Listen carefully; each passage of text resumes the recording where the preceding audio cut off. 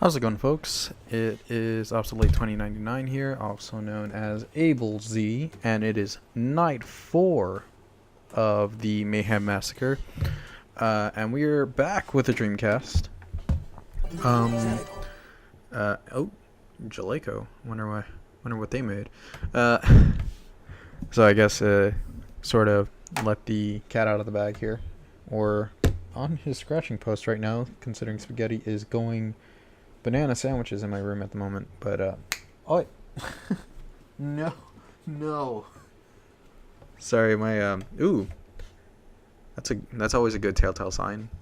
This game contains explicit scenes of graphic violence and horror, but despite that looking very particularly similar to Resident Evil, this is actually Carrier, which is published and I believe made by Jaleco.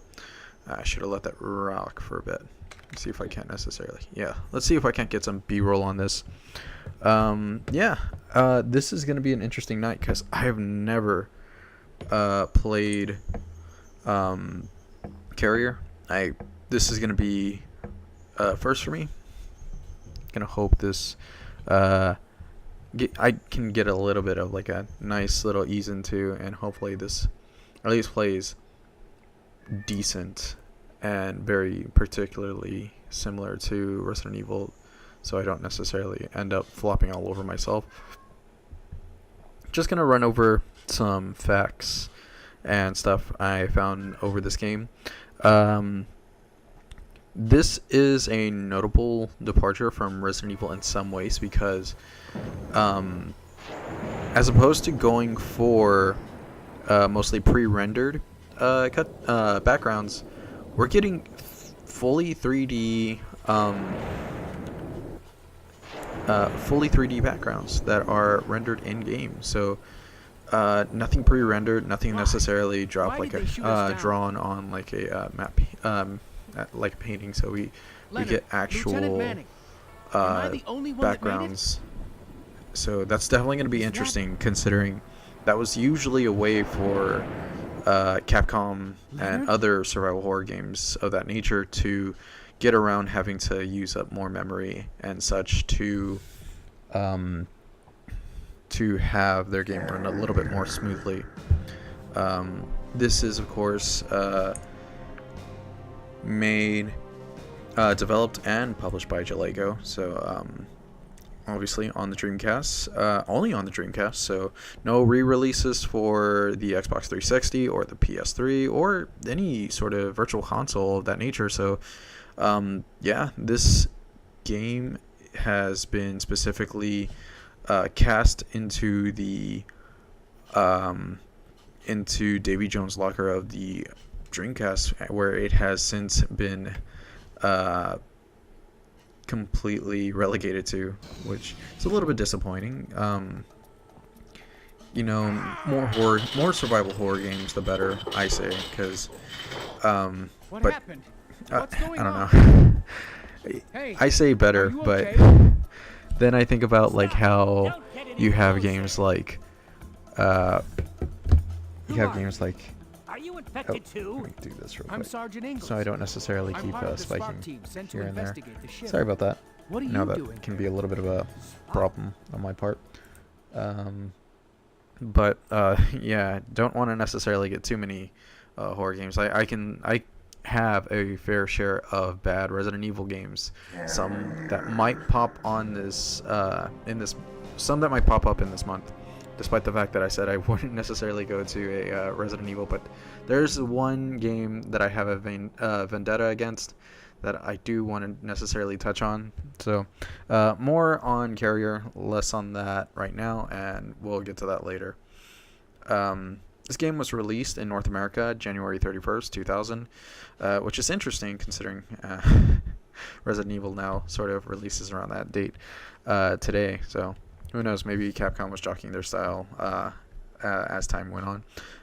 It was released in Japan in February 24th, which is interesting. So the NTSC got released a little bit earlier than the Japanese version, which is usually a sign that the West was mainly the targeted audience, especially now that I'm reading, because Hey, what are you doing? European edition of this, the European copies of this game did not go out until July 5th, 2001, which is a fairly, that is a fairly huge note that would essentially indicate that this was definitely a game that was being targeted for the West. Anytime you have a publisher that is just trying to corner that Western market, you usually get earlier release dates, and not necessarily a lot of publicity and buzz, but enough of an effort.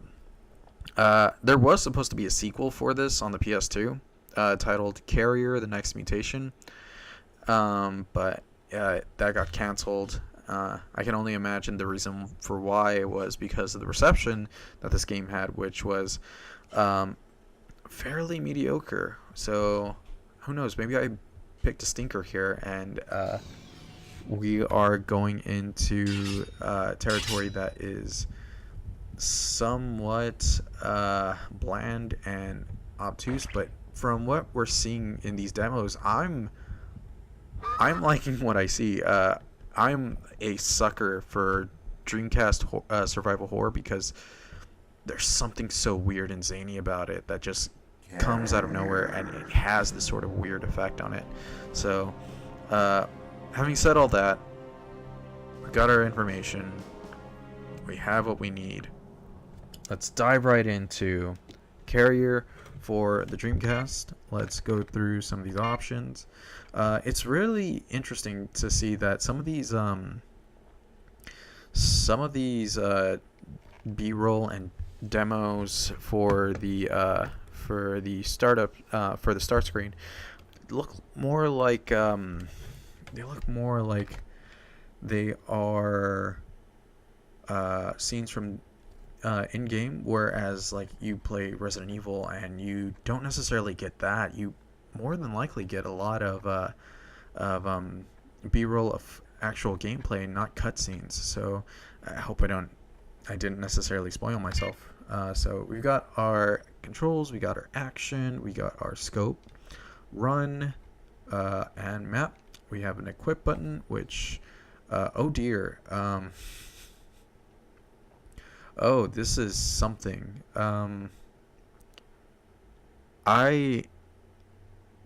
I'm definitely gonna have to figure out these controls. So X is run. Oh, this is very interesting now that I see it. Mainly on the fact that this is not Resident Evil. This is definitely its own relegated game. But we're gonna see how this goes.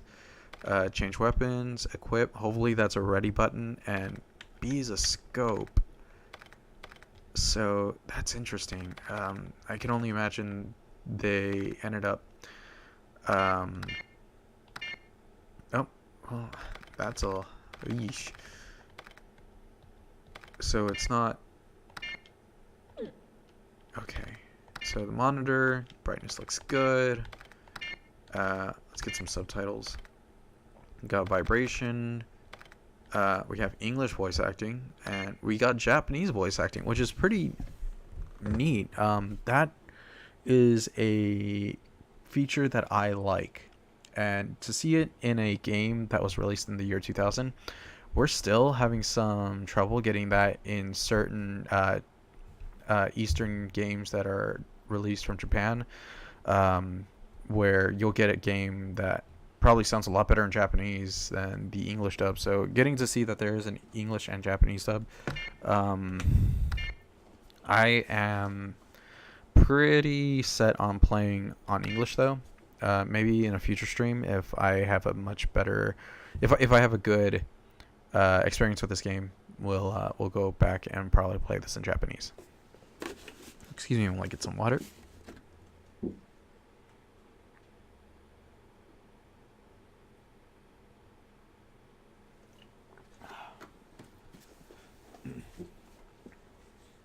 Sorry, my throat was getting a little dry there.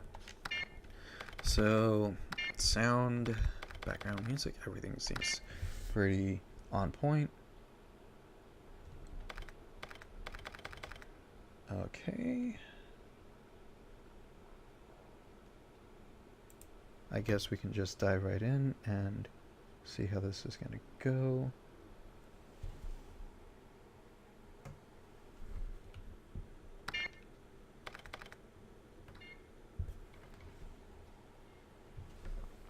I'm pretty excited. I don't know how y'all feel about this. I'm pretty excited. I don't know how y'all feel about this.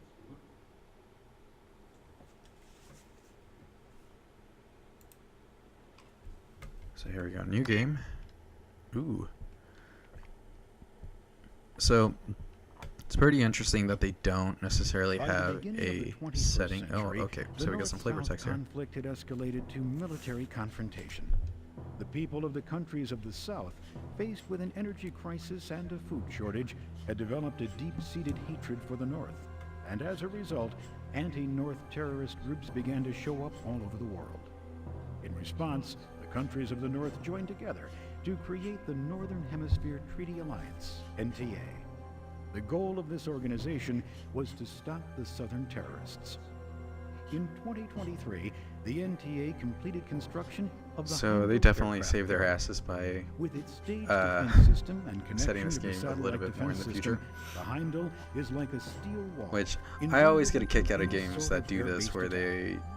they The first plan mission for as the far Heimdall ahead as they was to could attack the possibly base of the imagine, but Southern don't Cross necessarily Patrol. go for like the XX This of was like a called Mega the Man. Hurricane mission. So you end During up an attack reaching that that lasted date only a few where like days, the Total base was Recall, I think it was like completely destroyed, 2015, and the around Heimdall was that able time to period head or back something, to its and like home we got to port in North 2015 and it was America. like, well, what However, happened? approximately 2 days of How did we travel not from port, necessarily the get to the Heimdall point fell in silent, time that we failing to were respond to any seeing in communication films, from and all this NTA. shit ain't, you know, futuristic? Concerned about the Heimdall, a spark investigation Where's my team was cyberpunk put together glasses, and assholes? sent to determine what happened.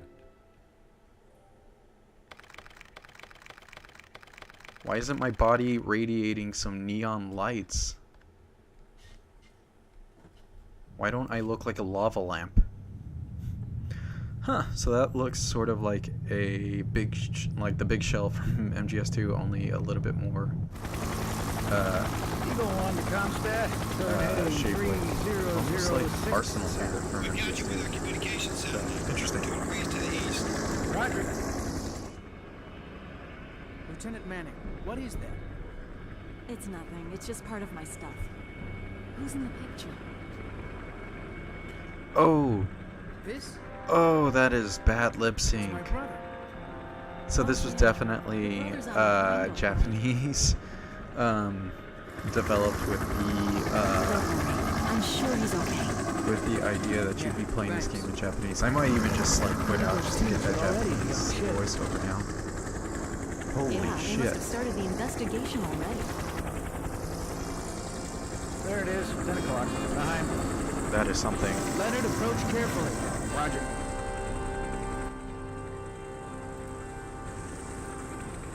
I can't believe how bad that fucking lip sync is. But you know what?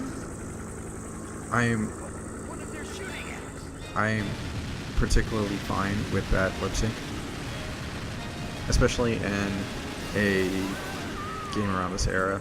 Like the simple idea of like people moving their mouths in game cutscenes, no less. Like you got some pretty bad ones. I remember playing Tomb Raider most recently, and like some of those cutscenes, like they're just not necessarily holding up by today's standards and such. So everybody looks like they're made out of Play-Doh.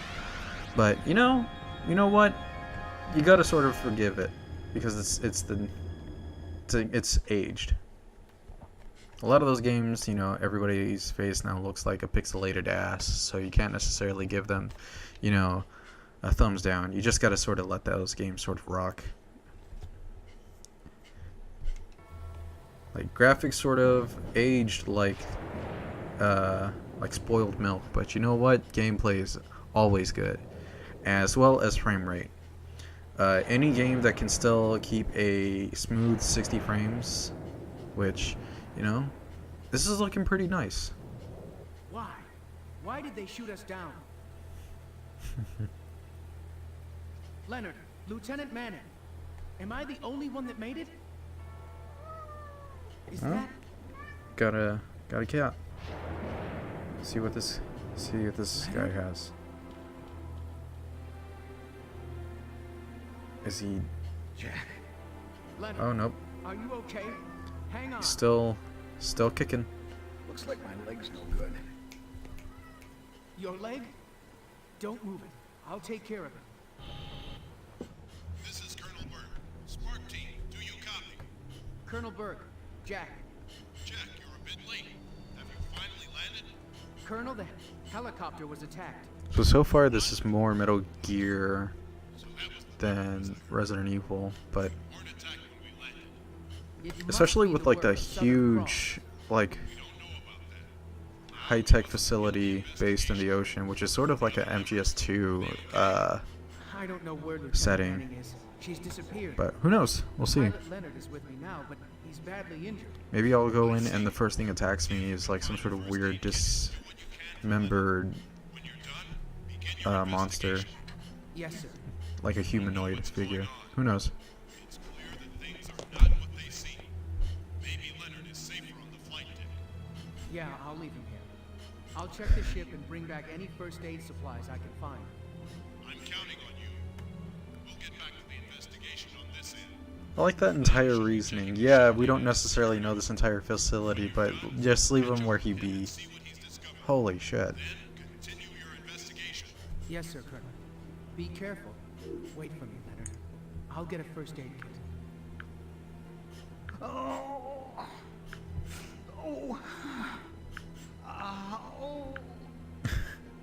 This acting's pretty. I'm sorry, Jack. I'll be right back. Hang on, okay?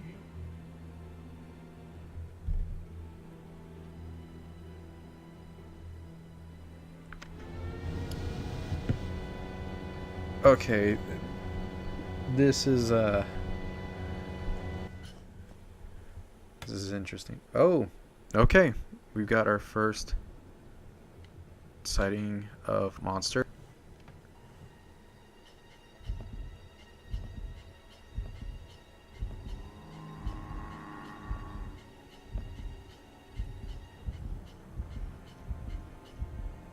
Oof. Yeah, these faces are rough. Okay. Oh. That's good. Leonard, what happened?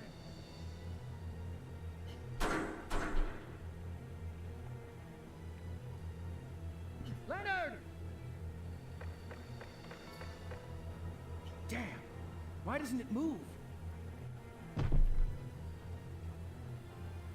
What? Who the hell are you? Oh, we got a monster.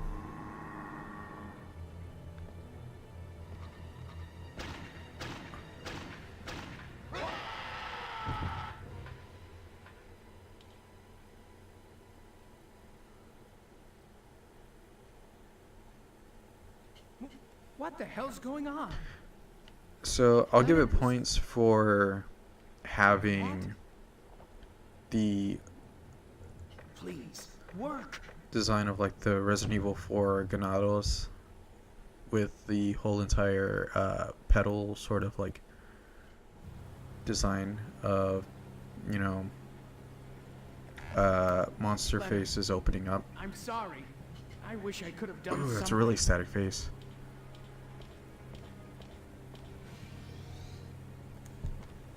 Oh, we got more. Oh, What the hell is going on here? okay, so we're gonna see if we can necessarily.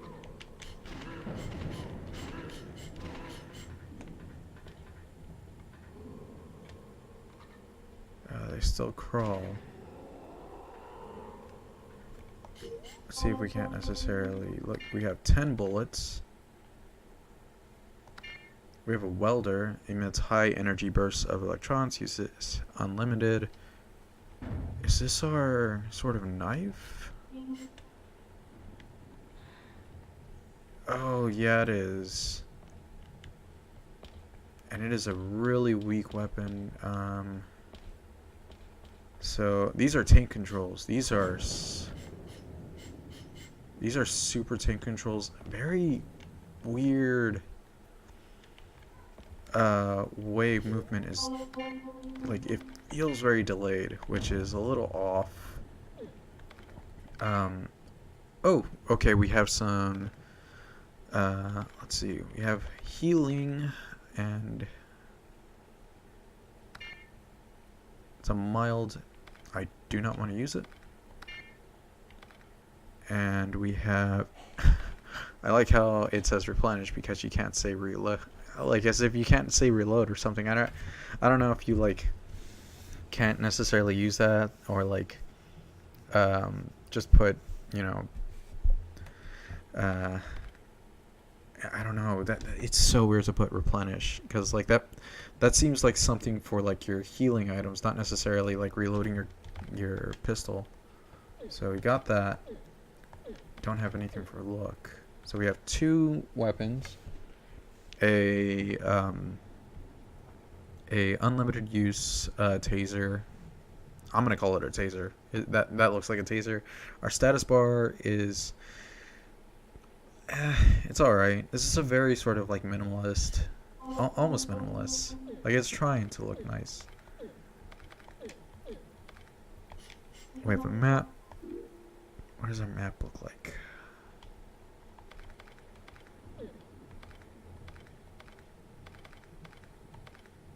This is one funky looking map, but okay. Oh, God, I do not like how delayed I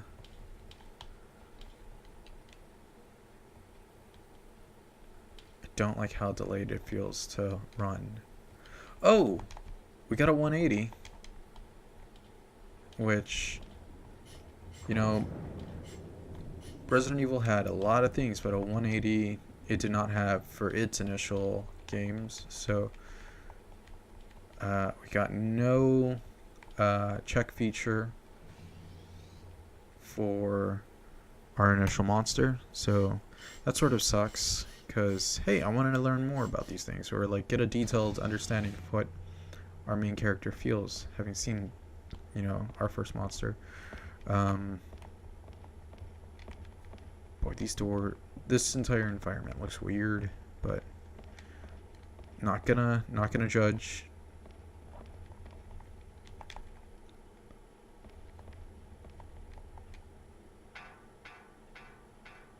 Sound effects aren't too bad. Let's see. Everything feels like it's very auto aim.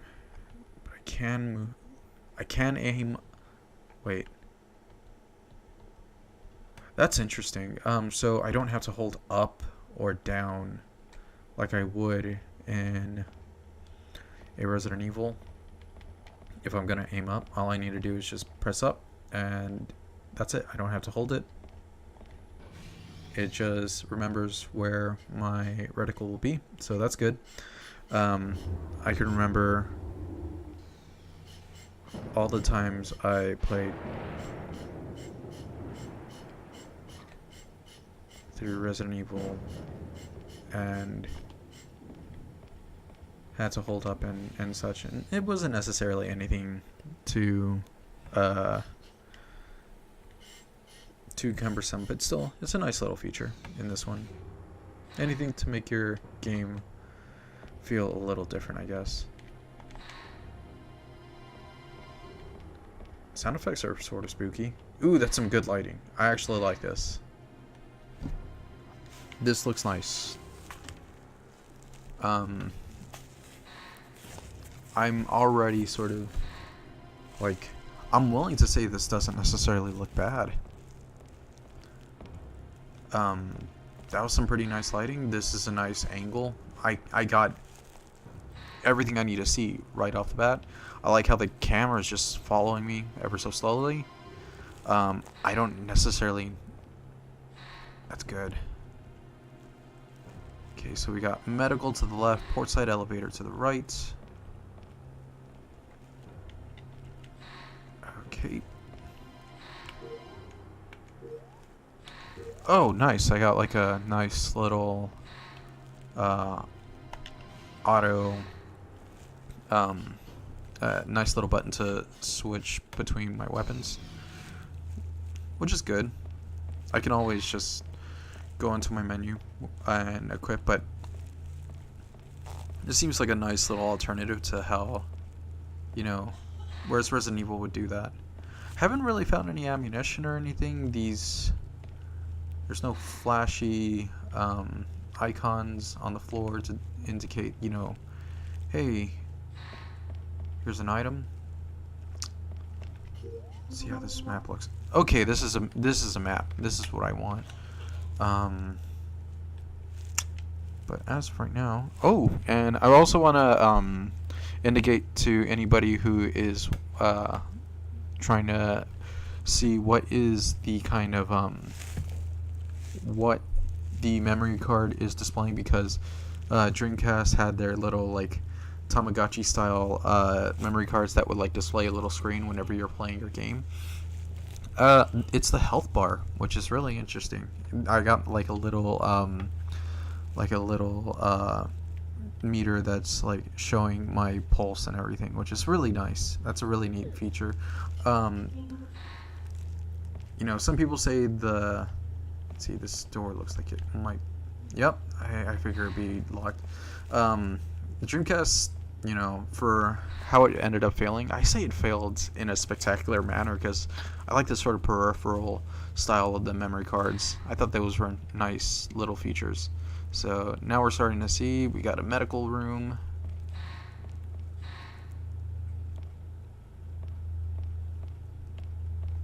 Darn, that would at least be something. I'm assuming that all these red doors are locked. Yep, locked as well. I'm assuming A1 is referring to the kind of key card I need and not the steak sauce. Yes, of course he is dead, but I want to know, is there any ammunition on him? It looks like the body of an officer. The nameplate says Steve Benson. I can only imagine that he is a key character. It's already gone. Ooh. So that's rough. An iron gate looks like it would take a bomb to get it open.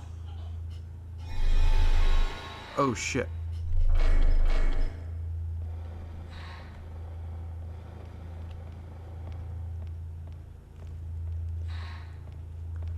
Well, I'm just gonna stroll away from that.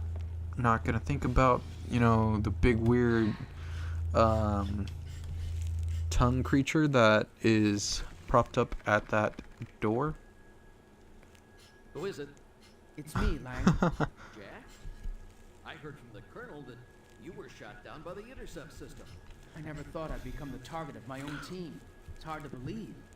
I'm checking the system, but it only seems to get worse. At this rate, the whole ship Are will be affected. By the way, totally what happened to Lieutenant not Maddox? Wesker Did the lieutenant bite it? or what? We were separated.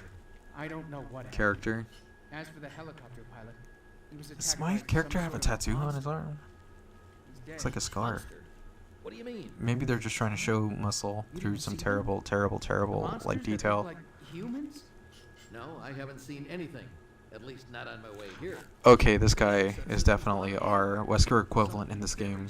I haven't seen anything, despite the fact that this facility is crawling with monsters. Anyway, the Colonel's on deck 3. Dr. Noble should be on his way to the lower decks, but I haven't heard from him. For now, we need to join the Colonel. Yes, sir. I'm trying to open the partition to deck 2, but I need 2 more activation discs. There are 2 more discs like this one on deck 1 somewhere. Jack, see if you can find them.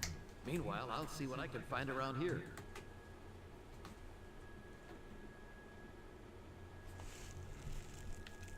Yes, sir. There should be an ID card in the medical room in this area. Here, take this. You should stock up on medicines in case of an emergency. Yes, sir.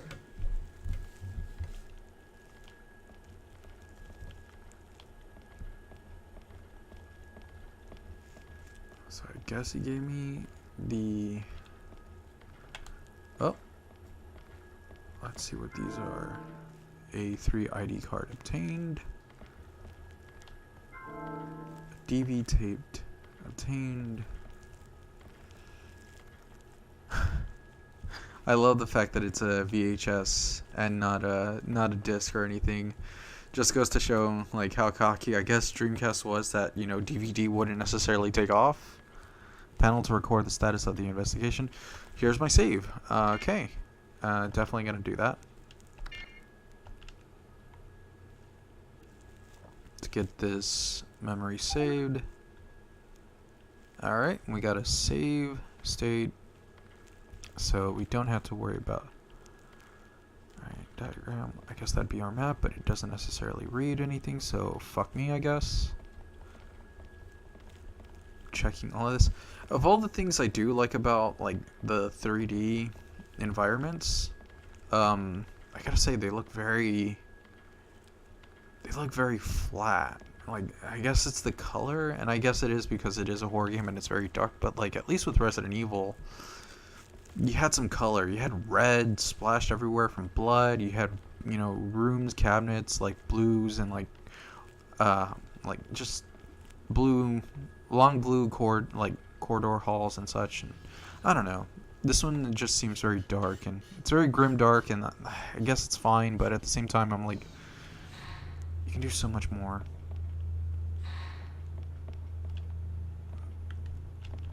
Wrong way. So to do that 180, I am a little bit like, really am a little like peeved that that 180 is done via using the action button and not the actual run button, which I feel like that's a missed opportunity. Would have made things a little bit easier, but who knows, maybe I'll end up finding something that ends up changing as this game goes on. What happened? What's going on? Hey, are you okay? Stop! Don't get any closer! Who are you? Are you infected too? I'm Sergeant Ingalls. I'm part of the Spark team sent to investigate the ship. What are you doing here? Spark? You're a little too late. This is not a human anymore. Here, take a look with this. What is it? Oh, we got a scope. I guess this is the... Developed by the NTA for infantry in the case of biological warfare.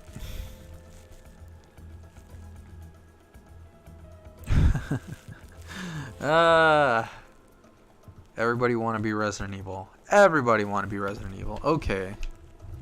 Can be used to identify non-human life forms. See in the dark and see through some objects.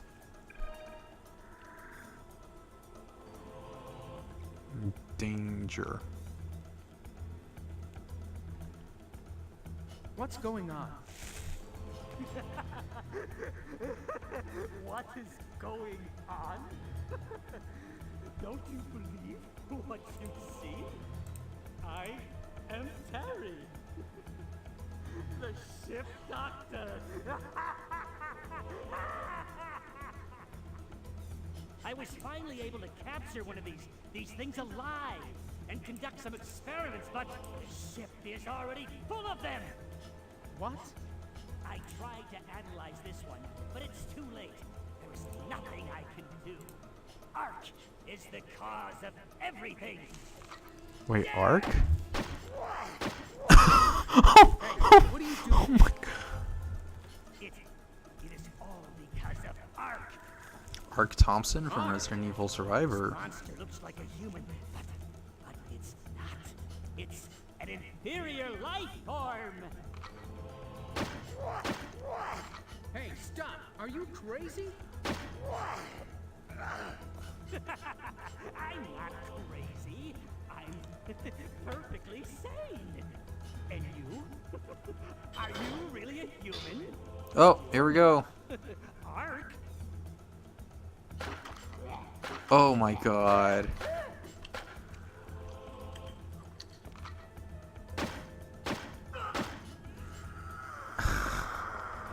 Hey, wait. What are you talking about? What's Ark? Look around you. You have arrived in hell. I can't trust anyone anymore. Soon, you too will feel the hopelessness. So there's so much to unpack there.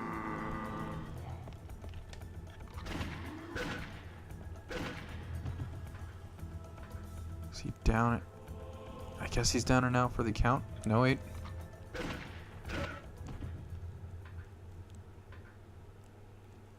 So there was a lot to unpack in that cutscene. How ridiculously over the top the doctor's voice acting was. The fact that every time he shot at that whatever monster's head, he kept on hitting the belly. The fact that he put so much, so many bullets into that guy that he was able to just muscle his way through his cuffs. This game, I have questions, but you know, I'm not gonna get any answers. I know this. So I got some medicine. Let's see what else we got. Got a file, record of research, medical staff, Terry Adams. It's time to read a Resident Evil file. It's been a while since I've done that, so let us read. Captain McGregor called a meeting to discuss the parasitic outbreak on the ship caused by an explosion in the engine room. The development department has suggested that the parasite may in fact be the ancient organism Ark. So we're dealing with an ancient organism, not necessarily a biological one. See how that goes. I have made several attempts to cure the victims of the parasite, but regardless of what I do, the patients have expired. My efforts have changed from curing the patients to trying to understand what has happened to them. The results of my research are as follows. April 5th, looking first at a subject whose skin had turned green, I discovered a yet unknown virus. Perhaps this virus is also the cause of the patient's violent behavior. April 6th, a member of the crew who came to my office became violent and attacked me without warning. I had to shoot him. After an examination of the body, I discovered he was also infected. In this case, there were no visible signs of infection. What am I to do? If I can't tell the difference, I won't be able to trust anyone. April 7th, I've acquired the new BEM T3N scope. With it, I can tell the difference between those who are infected and those who are not. Next, I will capture one and dissect it alive. Oh shit.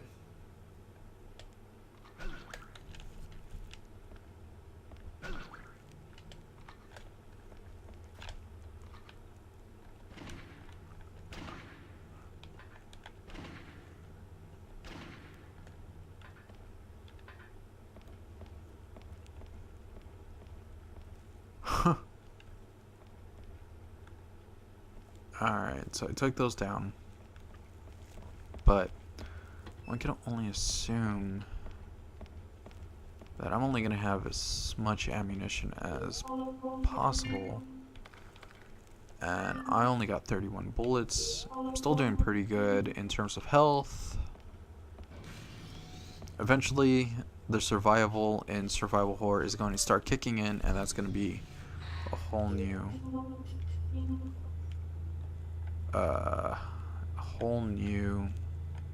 problem that I'm gonna have to deal with.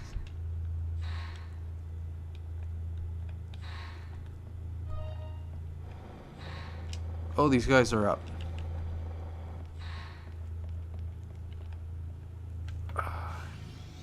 It's very dark, so running past those guys is gonna be a little interesting. So let's see if we can't necessarily reset those guys and not necessarily deal with zombies or whatever these things are, because they're like plant monsters, I guess. Good thing there's an auto aim too. So we gotta.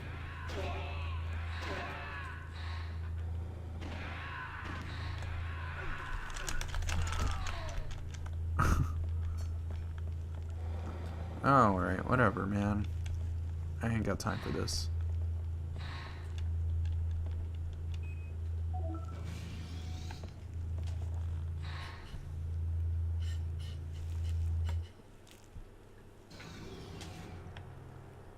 Well, this is a weird tentacle room, and I'm already all sorts of weirded out. Yep. A weird tentacle room that is overrun with Everything's covered vegetation. with plants.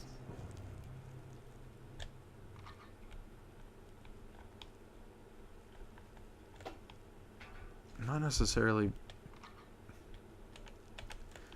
Ah, damn it.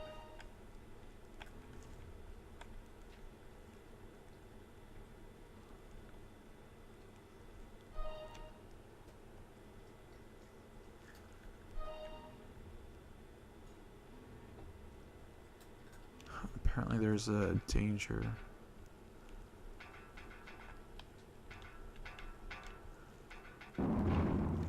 Oh.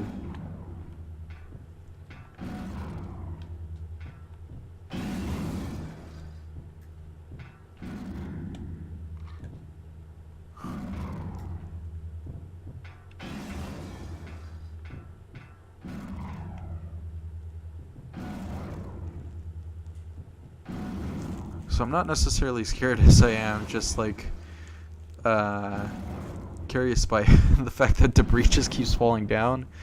Let's see if I can't necessarily just run across. I can. A lot of good that did for that plant monster, whatever. Jack, do you copy? Yes. What is your current position? I'm checking the aircraft hangars on deck 1. What happened to Leonard? Leonard? Well, he That's was right, this is attacked and some killed by some super creature on the obscure flight deck. Dreamcast survival horror. I couldn't get to him in time. I'm so sorry. No, there's nothing to apologize about. Hey, and thanks for following the streams, Monkey. Colonel, Sorry, this is no time to get emotional. You have to concentrate on the mission. yes, sir. What happened to the creature that attacked Leonard? It came down and attacked me, so I killed it. Were there any more on the flight deck? The control panel of the elevator was damaged, so I couldn't go up and check. Until I went below, it was just me and Leonard on the flight deck. I don't know where the creature that attacked Leonard came from. I'm doing pretty good. Got my last final for the semester done, so done with finals, and I don't have to deal with that sort of nightmare. Earlier in the ship's And hospital, I you know, saw a now that man it's turn summer, into some sort of who knows? monster. Maybe I can start throwing on a few more of these streams and not necessarily be completely bogged down with a bunch of homework, because that is a nightmare. Trying to get streaming, work, and homework all fitting in one sort of schedule.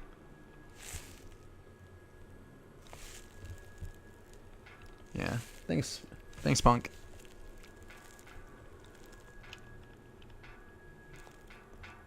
Let's see, this room is all sorts of weird. This room looks more like one of those like little machines where you'd like drop a marble and just watch it like go down all the sort of all the different little like grooves and such. Oh god, not you. Oh hey. I'm definitely playing this game terribly just by like using so much ammunition, but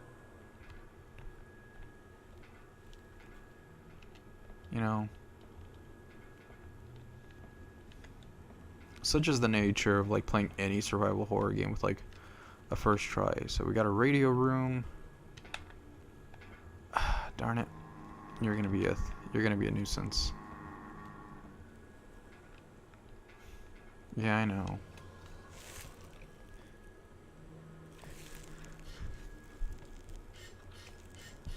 Yeah.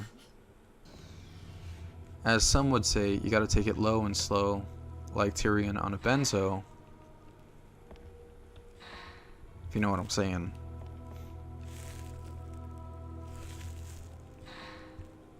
Let's see. I forgot I have this map, so it's weird.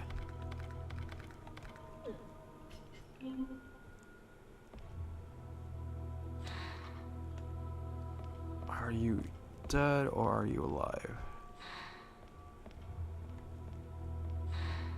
Oh, you're alive. Who are you? I'm Sergeant Ingram. I'm part of the Spark team sent by NTA. Man, you were lucky to make it this far. Was the intercept system deactivated? No, it destroyed the helicopter we came in on. It's hopeless. It's impossible to leave. Don't give up. We'll deactivate the system somehow. Do you know where it is? Man, it's in the weapons control room on deck 6, but it's gonna be hell to get there. Trust me, we'll get there. Evacuate to the flight deck and wait for help from the command center. Hey, we're counting on you, Sarge. This should come in handy in your mission.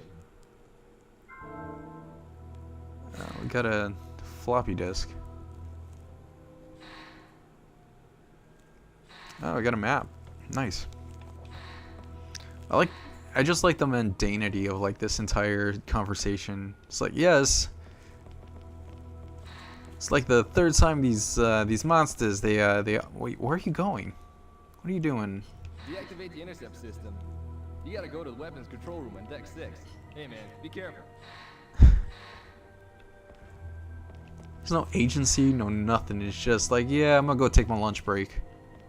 You have fun with that. You do you, man.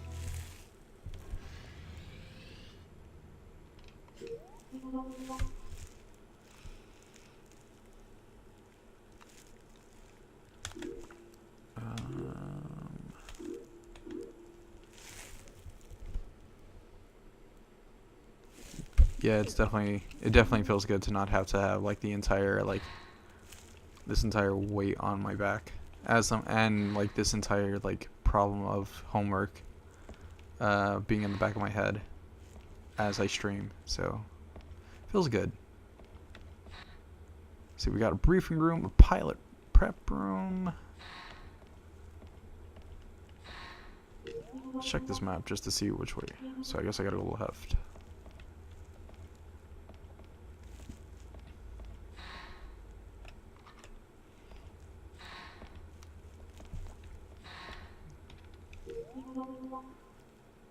Alright, so this is definitely a room.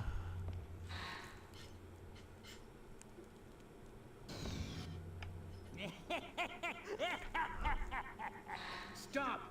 I'll kill you, every one of you. Calm down, you're losing it.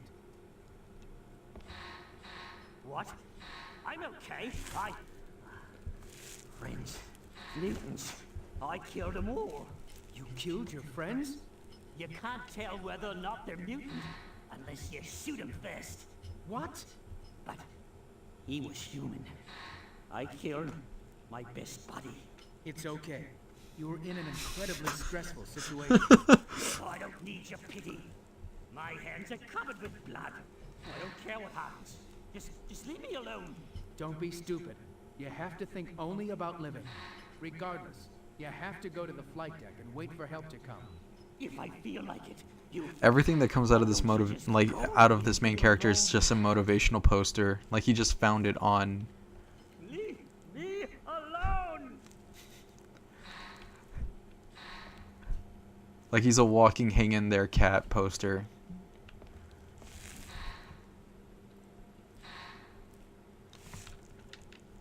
You could aim for the leg? You want me to?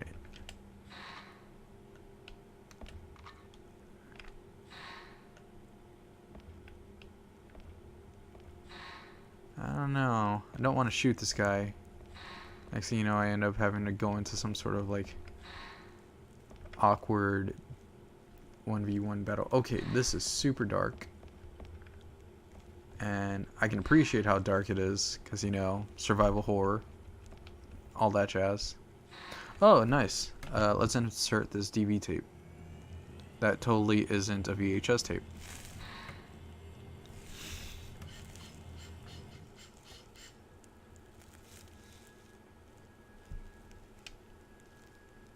I gotta believe in myself. We have a level 1 emergency. Sound the alarm. During a level 1 emergency, the emergency locks are all activated. To deactivate the locks, you need a code number. Steve, here, take this memo. The locks can be deactivated with this number. And where's me, SpongeBob? Time to prepare to evacuate immediately.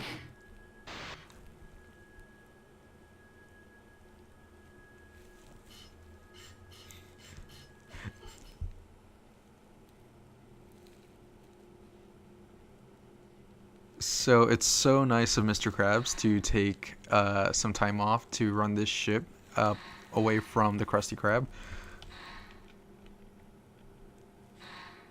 Just, I wanted to listen to that voice one more time. Just, it's... I have so many questions.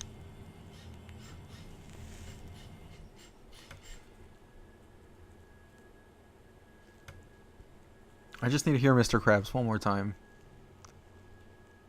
We have a level 1 emergency. Sound the alarm.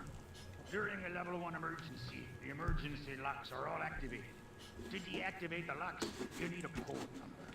Steve, here, take this memo. The locks can be deactivated with this number. Steve, we are going to time to prepare to evacuate immediately. So we got to go back to Steve. I think he was in the area next to the medical room. But so good of Mr. Krabs to lay it all out in front of us. It's a very nice gesture of him.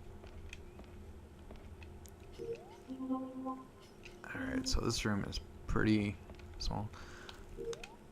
Okay, so we got mission orders. We got a file here. To James McGregor, Commander of the Heimdall, from John Rollins, Commander, NTA Central.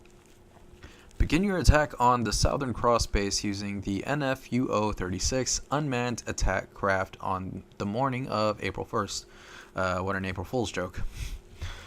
In conjunction, send in the Special Forces 1st Division to a 0.3 kilometers west of the Southern Cross Alpha base to begin their attack at 1500 hours. The 3rd Infantry Division will bring the mission to an end. The Heimdall and the Special Forces 1st Division are then ordered back to North America. Reference the Southern Cross. There are rumors spreading that a country in the South supports the Southern Cross. With the increase in tension between the North and South, the Southern Cross has become one of the largest anti-North terrorist groups. Reference the North-South problem. I like how it's just general directions. There ain't no name for like these countries or places. It's just just north, south, the left country, the right country. Jesus. 2008. Ooh, this is a pretty okay year. I think I was yeah, I was a sophomore. All right. 2008, at a meeting of the leaders of the developed nations, it was decided that all technical aid and foodstuffs from the north to the south would be restricted in order to preserve the economic stability of the north. Again, just these general directions as countries. Jesus Christ. 2010, as a result of the policies of the north, the food shortage and unemployment problems in the south became more serious. Soon, several anti-North terrorist organizations began to grow.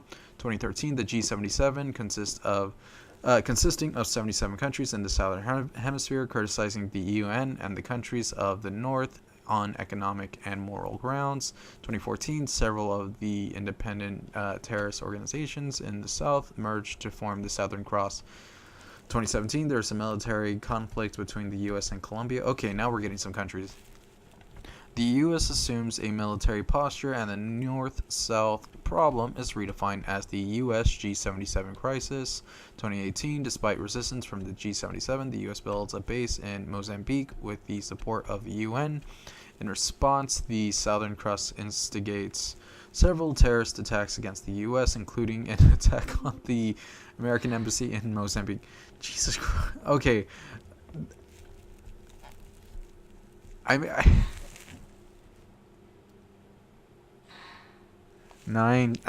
don't drink.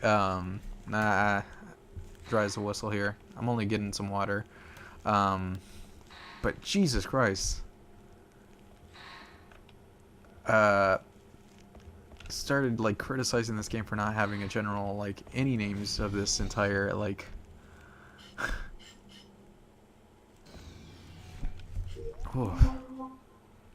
criticize this game for not going far enough with like naming its territories. Now like everything's like popping off with like the UN and such. I think this is the same room I was in. So I want to go further down, I guess, over here. Go through this door.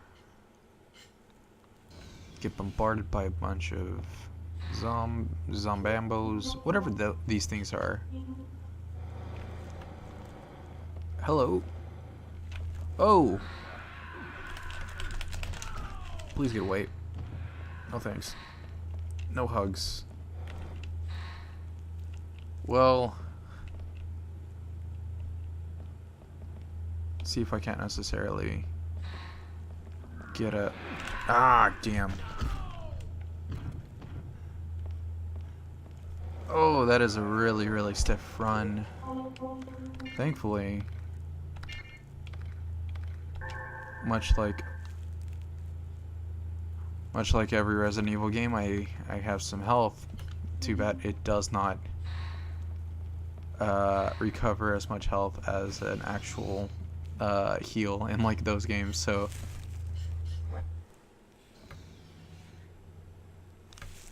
oh man. So at least I have an understanding of like what health is going to be in terms of like recovery.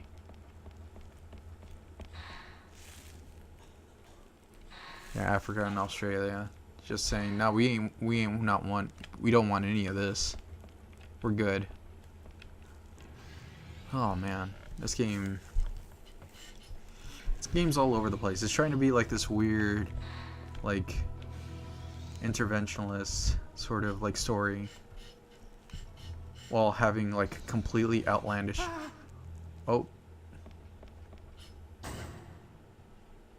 Hey, what happened? There's something over there.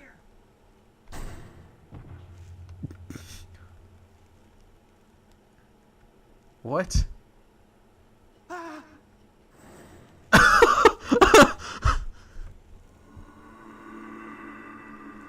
Did I just stumble on I a... don't see anything. Oh, it's invisible.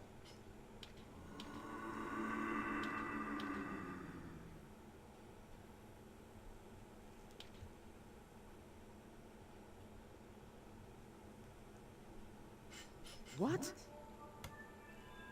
The scope.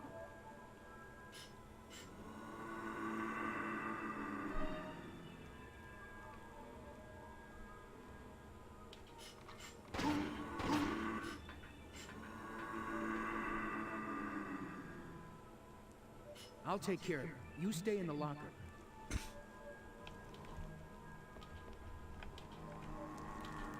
Well, I guess I can... Oh, God.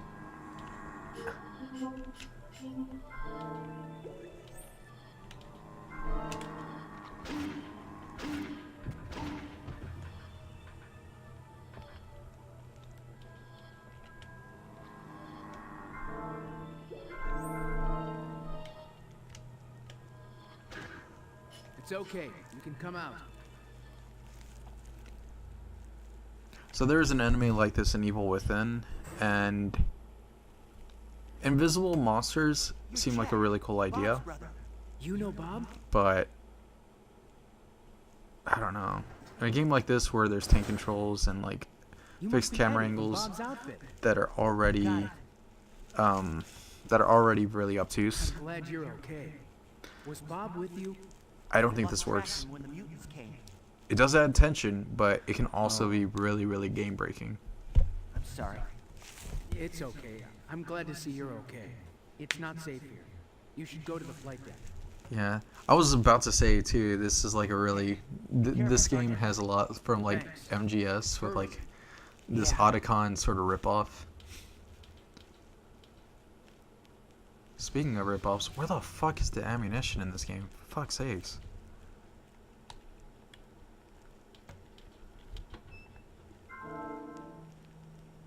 2 level 1 energy drinks obtained. Oh man. Fucking finally got a clip. 3 pistol magazines. Holy shit! It's like fucking Christmas over here. Fucking Christ. A rack for machine guns. All the guns are gone. Well, can't always get what you want, folks. Oh. I can open these.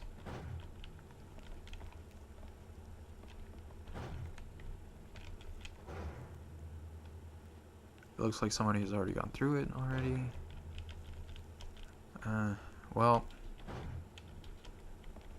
One open.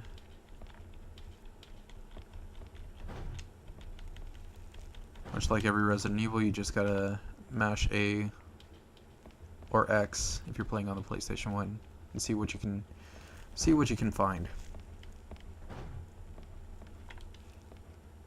And much like every survival horror game, shit's just locked, so you can't necessarily get anything. That is true.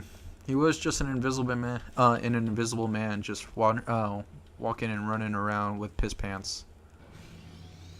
God, that must have smelled. Especially whenever you go through like a furnace room and it's just like... I'm loaded now, son. Where am I anyways? God, I'm getting like deeper and deeper into this hellhole and I'm supposed to like...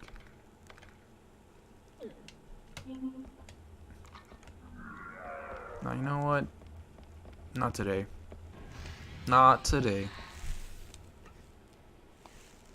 But yeah, he went through that furnace room and like one can only imagine how it must feel to like be like going through this really like hot and heavy area and like knowing that like you're have like the condensation of like piss just running down your leg and such. It's weird.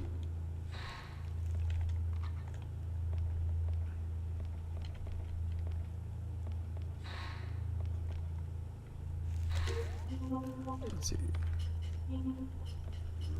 It's behind this door. I can hear the monsters, but I can't necessarily see them. Unless it's another invisible one.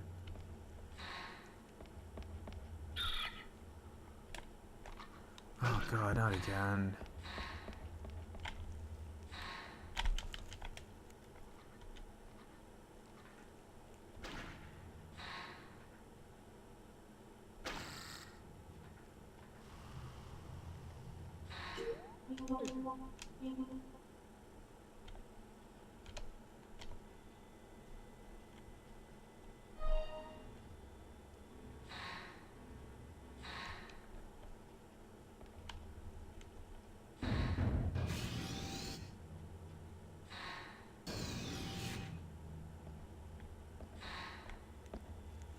I guess. Yeah, I should have known.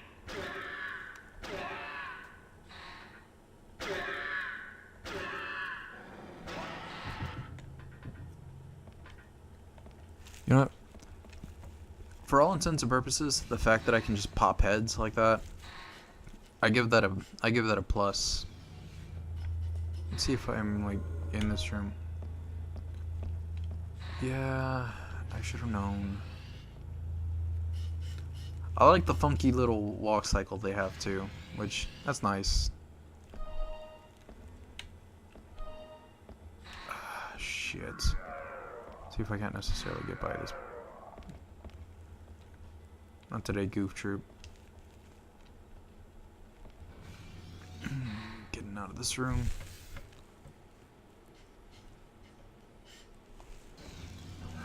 Yeah, one can. Oh, Jesus! Where'd y'all guys come from? Oh, god damn it.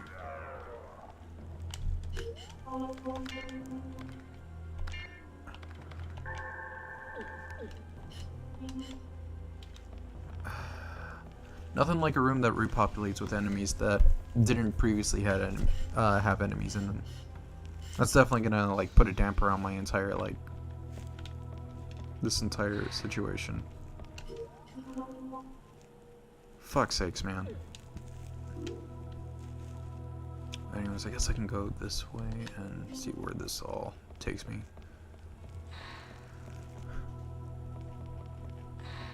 Like, for all intents and purposes, this guy's trapped. There are monsters every which way.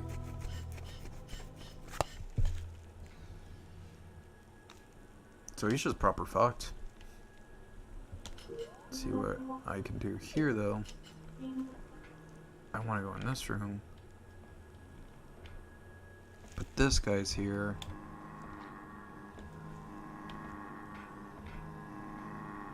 Those are some grade A Resident Evil zombie modes.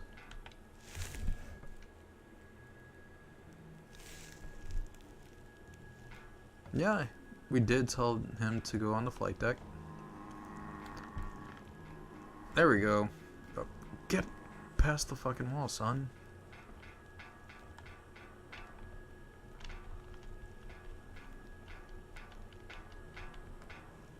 Watch I get locked in this entire position, and I can't necessarily get past the zombie because I just trapped myself.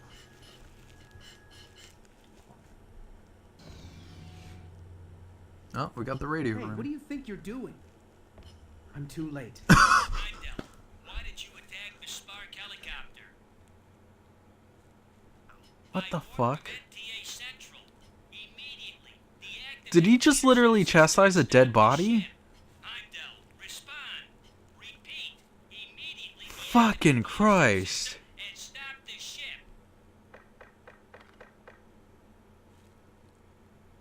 This is Sergeant Ingalls from Spark. Spark, you okay? Our helicopter was destroyed during an emergency landing. Hey, what the hell is going on? We got Renta Joe Pesci on the other What's side of going this line on? here. Please respond. NTA Central. Damn.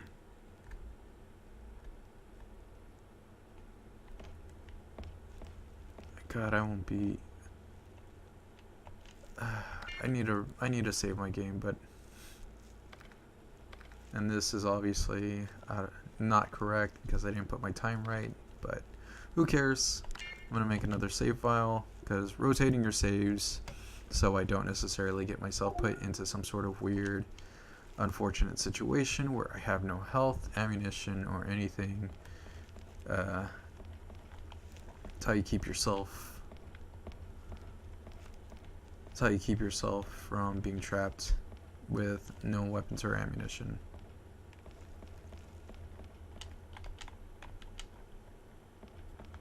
Well, right back into the grind.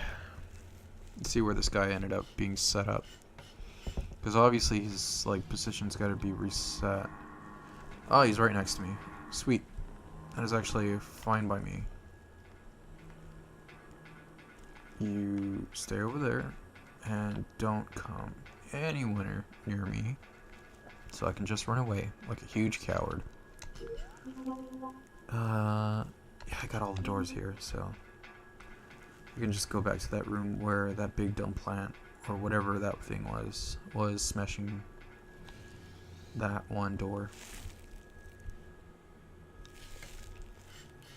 Yeah, they're going for super stereotypical accents. It's sort of funny. What the hell? Come on.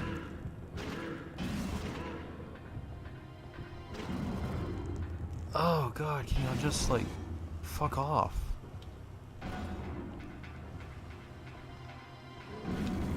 Oh god damn it.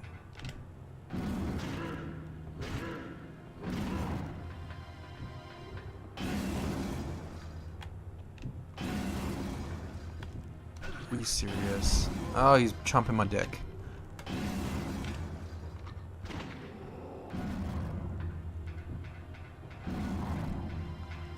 You know, eventually that thing's gonna break it down and it's gonna be scary and whatnot, but nothing right now. It's just more there for show. And even in as soon as I walk out of this door, sound effects just sort of drop out. So that's, I don't know. It's more funny and awkward than it is like scary. I gotta be slow now because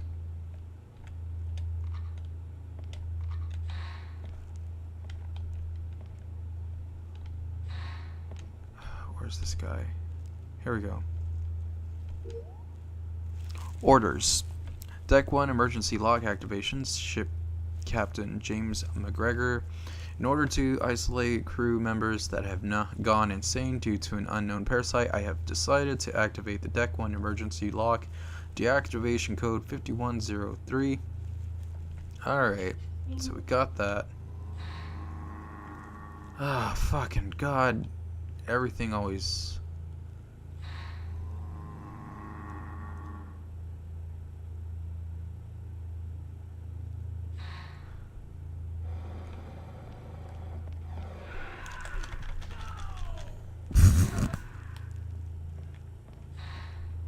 I'll take it. I got like 5 health drinks and I can just do that. Let's see if this the room I'm supposed to be in. For all intents and purposes, I can be trapping myself right now, but who knows. This computer's running wild. It won't tell me anything about the ship. The security lock is complicated. What a pain. You better bring those discs soon. There's not much time.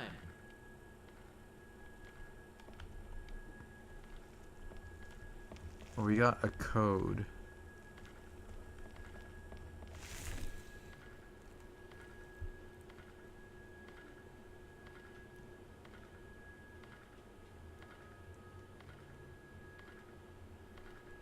Yeah, I guess Johnny would end up being the kind of person to just steal somebody's underwear.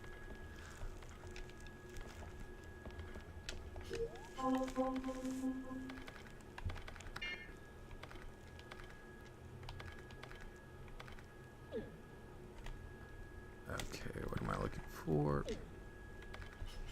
Data. No, I want to look at my map.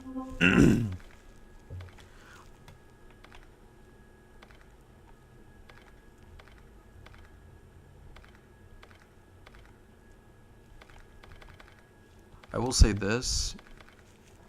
I do like the fact that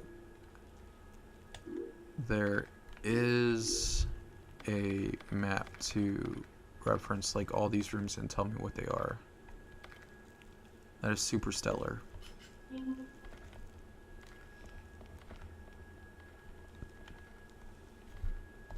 But let me check my data, I guess that's the hurricane.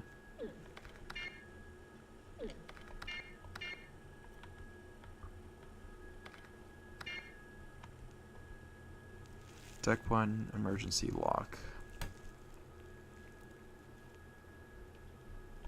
So now I gotta go find that lock for wherever that is.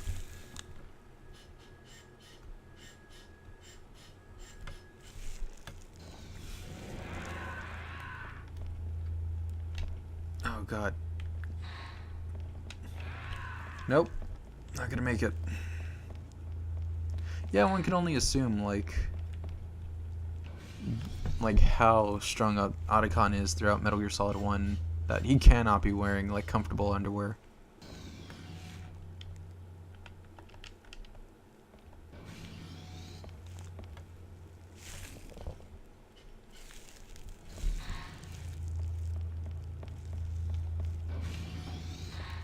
See what happens if I go back.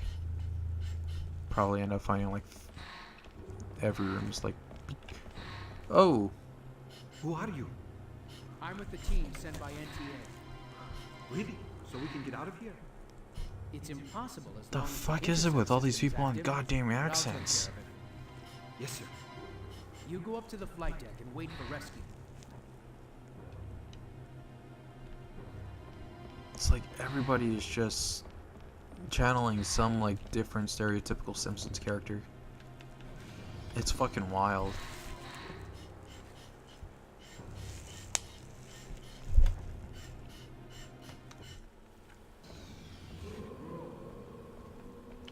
Oh, well.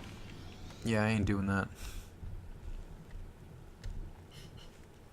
I should have known. Should have known.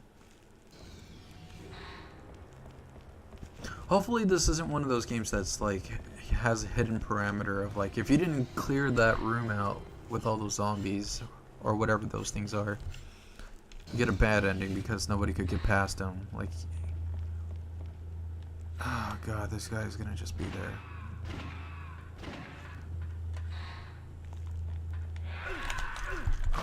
Come on.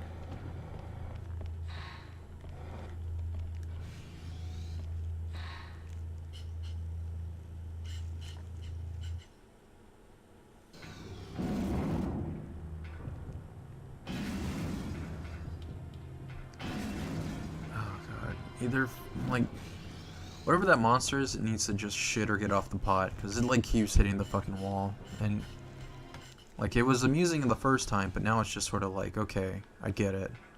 I get it.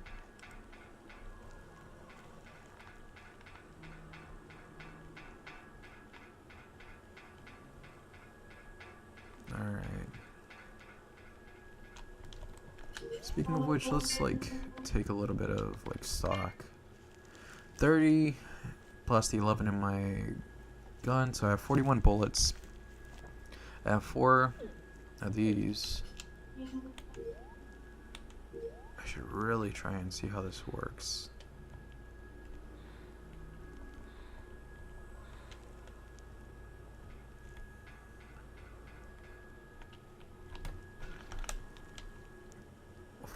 Fuck.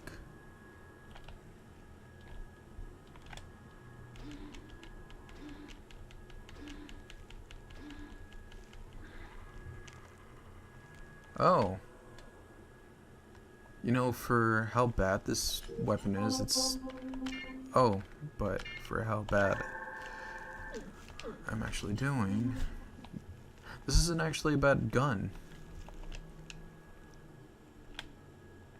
That's... Like, it stun locks him, so it's like, it's already better than the knife in, like, Resident Evil 1.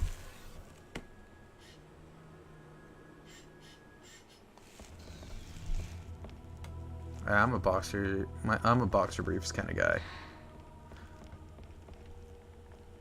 I have a really hard time, like I need that range of movement.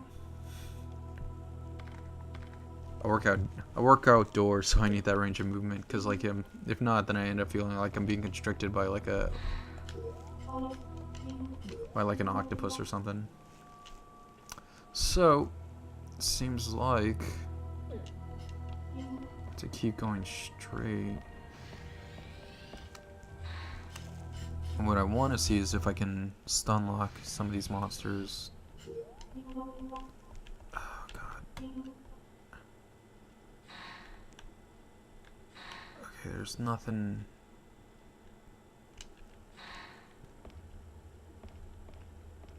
So far. And I'm going the wrong way. Fucking sick.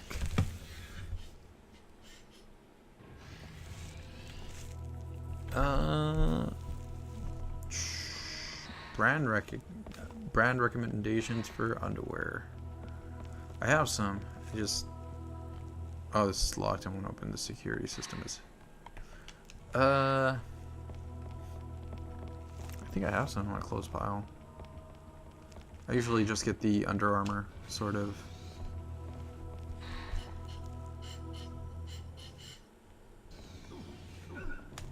Oh, wow. That's some dirty shit.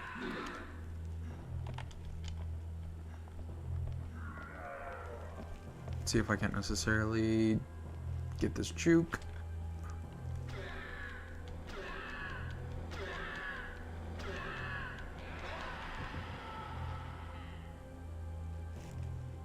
Wow, that actually works.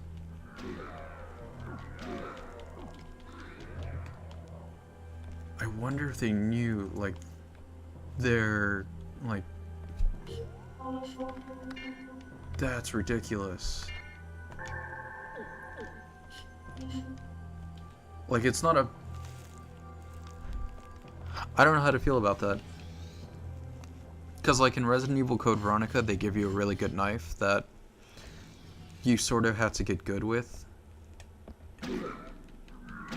But here, the unlimited weapon that is sort of supposed to be the shit weapon, it's good. It's not bad. Sure, it doesn't necessarily have range, but who fucking cares when I'm fucking just dealing damage? Holy shit.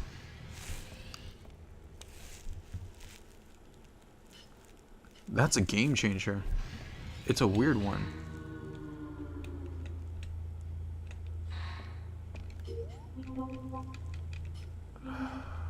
Okay.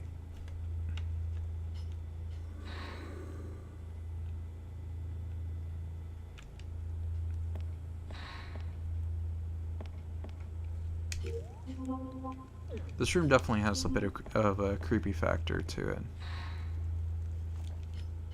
We got a navigation deck.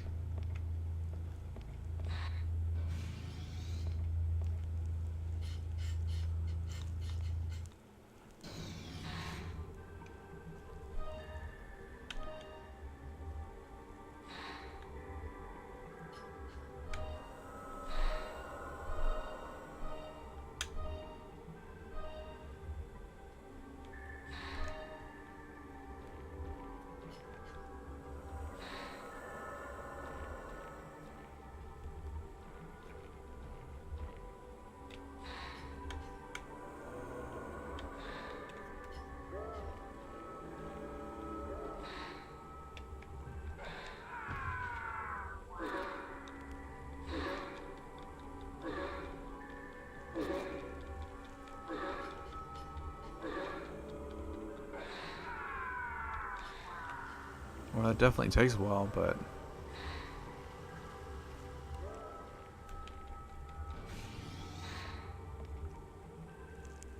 Okay. That's certainly something interesting.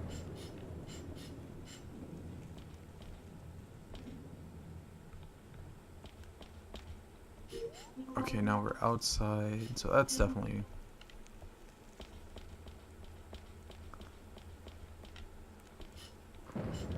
Got it. Let me see if there's anything out here that wants to munch on my butt. Nothing. Doing good. Get this 180 going.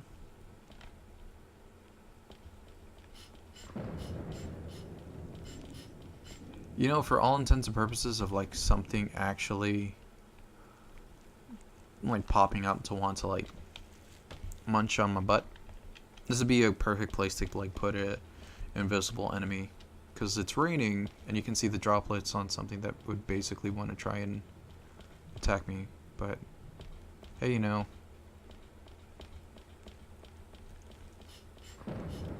missed opportunities, I guess.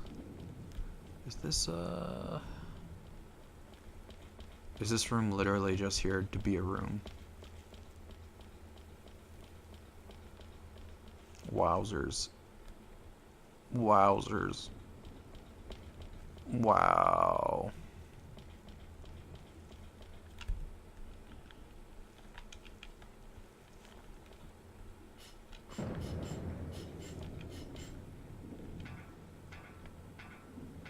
Oh, thank God. I thought I was gonna have to like go through the entire animation of like this guy climbing a ladder. And with how slow he's going, it's like, Jesus Christ.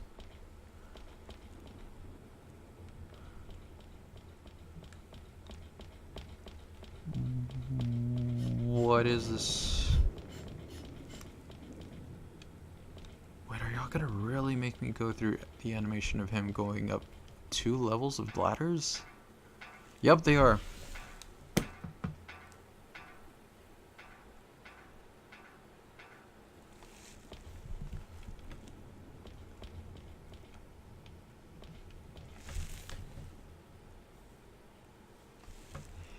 Yeah, you're probably right with like the too many polygons.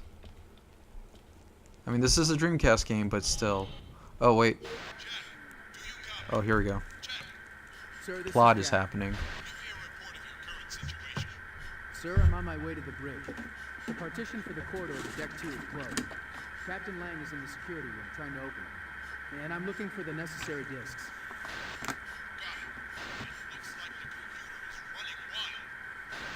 Computer's running wild, brother.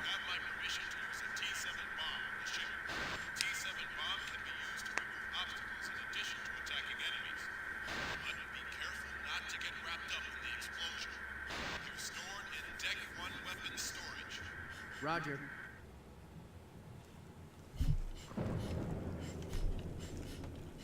Let those bombs run wild all over those doors, brother. Peep this sick handlebar mustache, brother.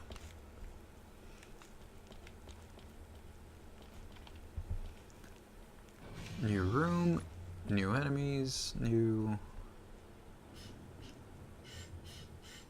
frustrations. Stay away from me. Calm down. I'm part of the Spark team. Spark team? Yeah, we're evacuating survivors to the flight deck. Alright, I'll go there. Do you know a pilot named Bob Ingalls? Bob? He's my brother. I think I've heard the name somewhere, but... You know, maybe if you check the crew list... What the using fuck thermal is with these here, you'll find cuts? something. I see. I'll check it later. Do you know where the weapon storage is? Well, from here you go back into the ship and go straight. It's beyond partition C. To get in, you'll need an ID card. Here, take mine. Oh man. Thanks. Like every time just a new like piece of dialogue gets said, this guy has to like, the camera just has to fucking hard shift. Oh nice, I got a level 2 energy drink.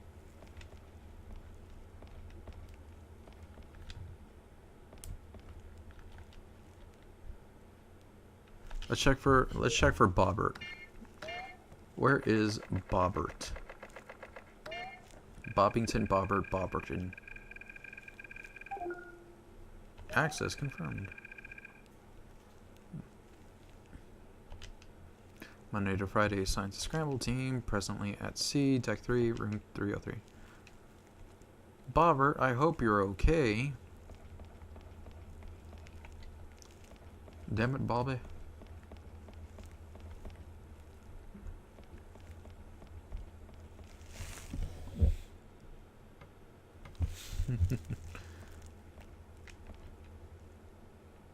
It will reach North America in 2 days.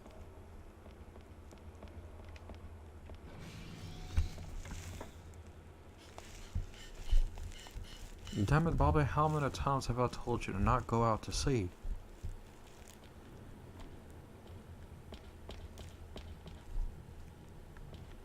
Can I go through here? Ah, yeah, I can.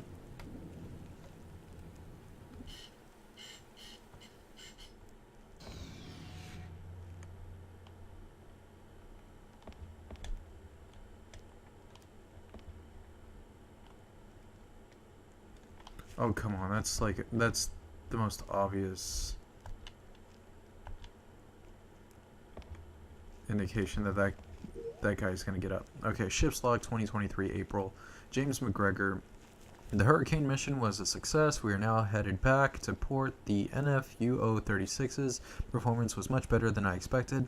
April 2nd, I received a coded transmission from headquarters. We are requested to take on board the ancient organism ARC, found on island NC0023.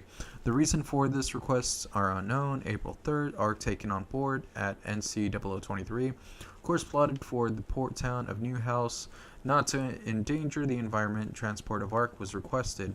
April 4th, there was an explosion in the engine room and sections were damaged. We have heard from the information department that there may be a Southern Cross spy on board, but we do not know if the spy is responsible for the explosion. Fortunately, the damage will not affect our progress. April 5th, one of the sailors assigned to the repair of the engine room mutated and suddenly attacked and killed a fellow crew member. An emergency countermeasure meeting is scheduled for tonight, April 6th. The number of mutations among the crew is growing at a terrifying rate. Zoe is damaged. We are no longer able to transmit. I fear it will become impossible to return the ship to its original state. April 7th, we have fought the onslaught of the mutants to no avail. I have no idea what else we can do here. All I know is that the mutants cannot be allowed to reach land. Alright, so just scuttle the ship. Everybody go down. Oh shit. Hey you! Are you human? Yeah, I'm Sergeant Ingalls from the Spark team. You're safe. There's nothing to accomplish here. There's nothing to do but abandon ship. Calm down. Nothing to do but yeehaw this ship right into the deep blue sea. Don't leave, they'll kill you.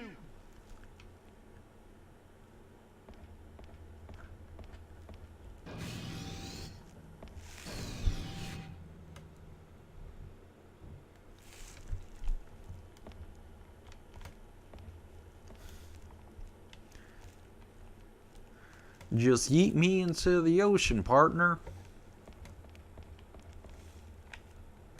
I can go down for some mutant fish. I mean, that's how we got Aquaman. That's totally how we got Aquaman. That's what happened.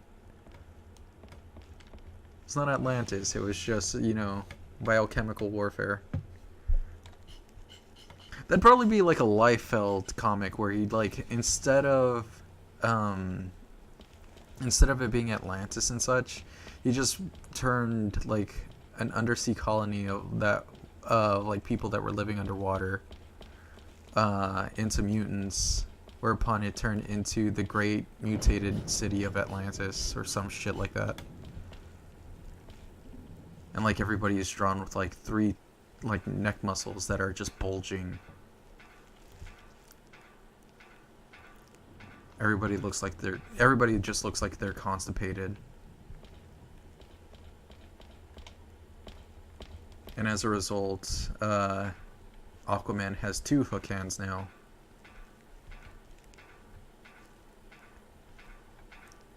And despite the fact that everybody lives underwater, Rob Liefeld still can't draw feet.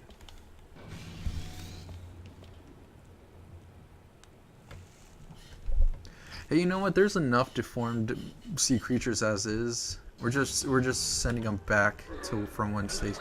Oh God.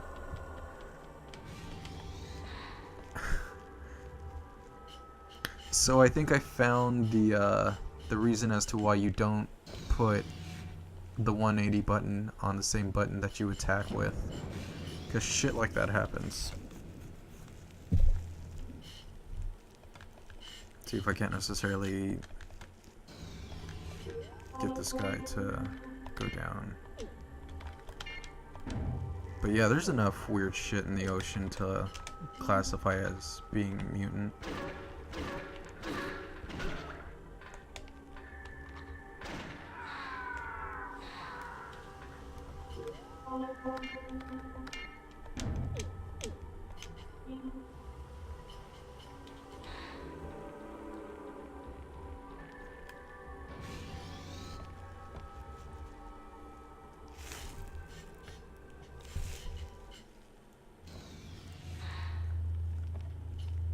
I mean, you can technically say mutant.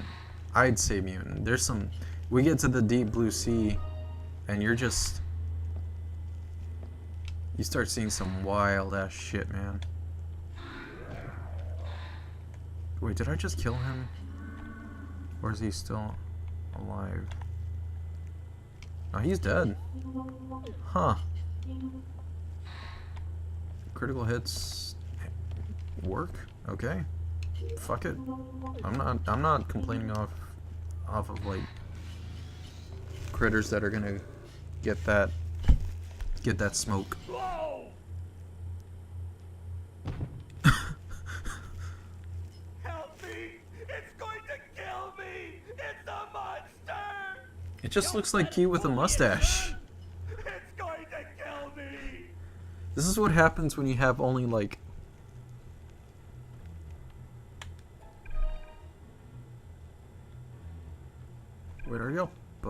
Oh.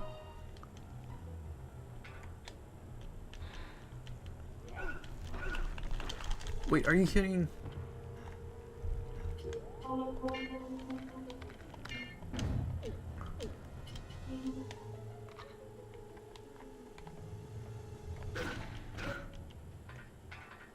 Whoa, it's a good thing you're able to figure it out.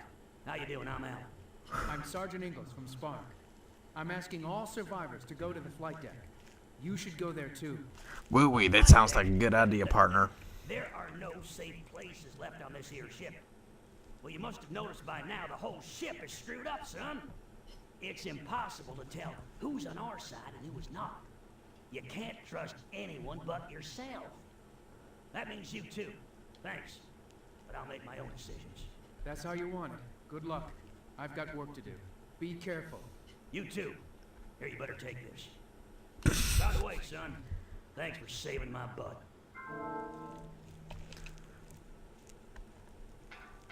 I take everybody in this game a little bit more seriously if everybody didn't sound like a guest character on an episode of King of the Hill. Fuck's sakes, man.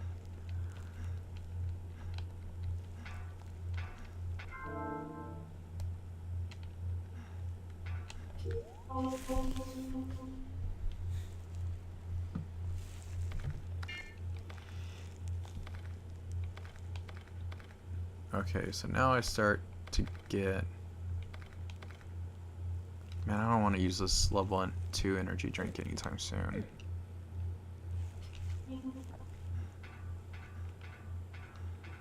And even though I'm going a little bit slow, I still got some speed.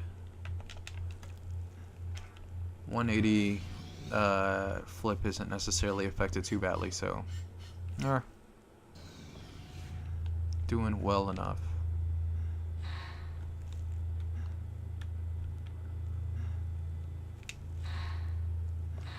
I don't like the scanning effect.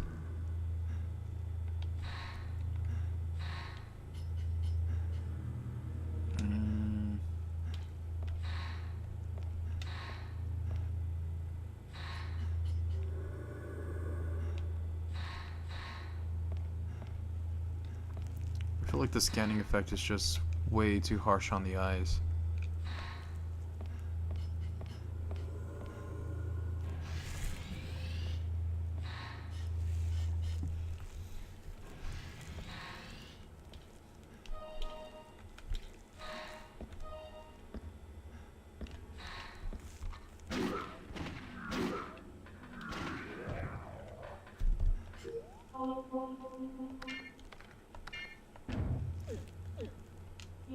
Just all Americans. 100%. 100% Texan. 100% of the time. You know what, for all intents and purposes about this taser, it is not terrible.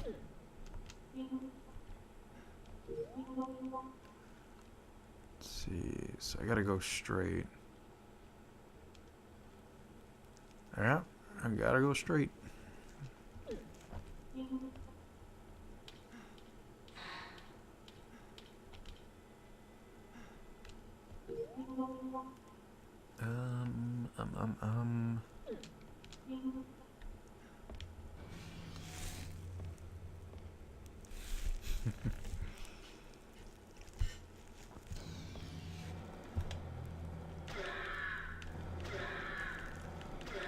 This thing's got decent range too, which is weird that this is an actual, like, gun that does damage. I feel so out of place with knowing that, like, it's unlimited, and, like, I have a limited, like, supply of handgun bullets, but, like, this ends up, like, almost completely inundating that handgun.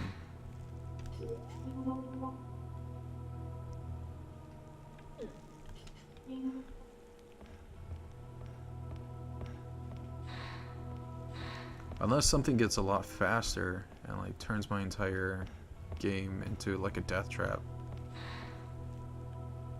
Okay, so this is locked, so I'm gonna be screwed.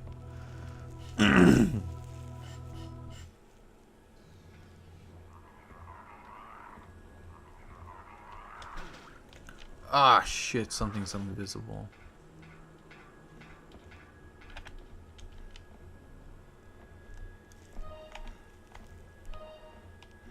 Oh, there's more invisible monsters here. So I guess the taser doesn't necessarily put them down. Maybe that's it. Speaking of which, where's my health at? This seems like a good time to use this. That's decent recovery.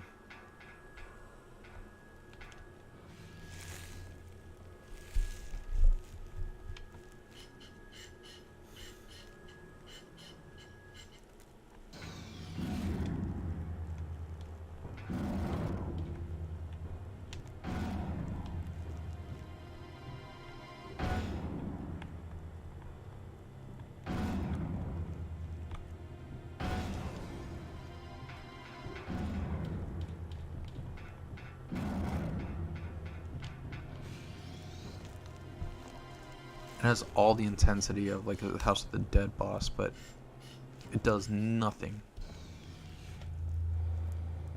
Alright, so that guy's over there.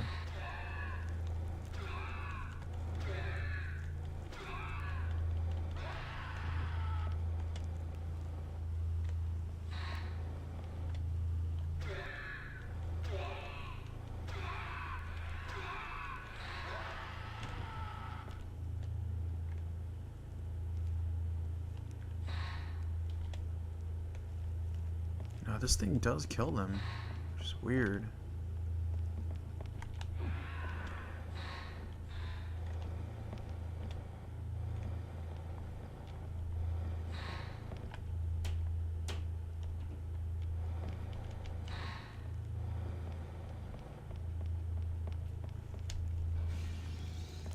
Let's see if that disc is what I needed to get this show on the road. Or if I'm just like officially going in circles. Come on, hurry up. Come on, hurry up. Oh, that's all you're gonna be saying for now. Okay.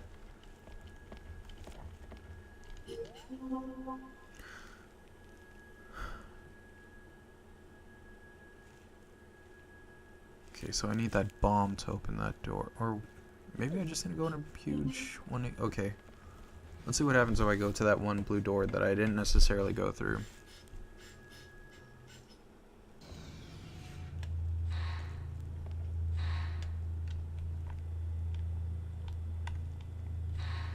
No, this does kill things. It's that's pretty dope. For all intents and purposes, that's pretty dope.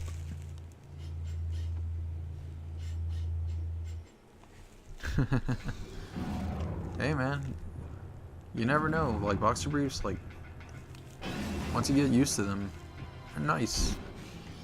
They give you that range of movement.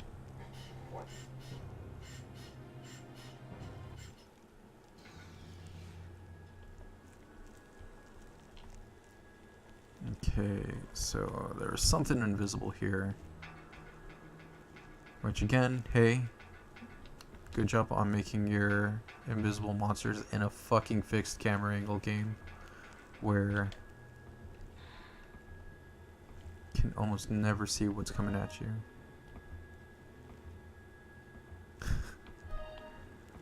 This guy is doing the Monty Python silly walk. He's having a decent time. He's trying to open this pit up. He's a one-man moshing machine.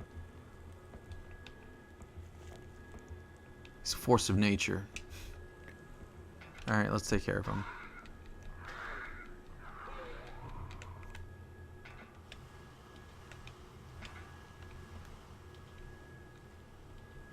No, that kills him. Alright, well.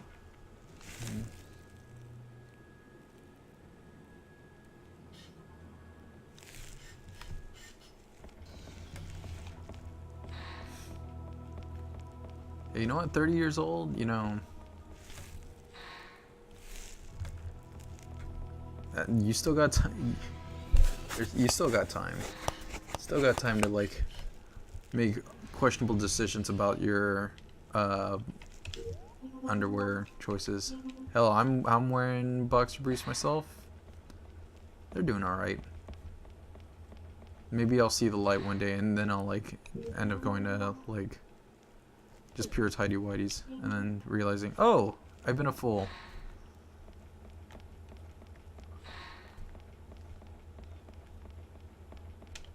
But nah.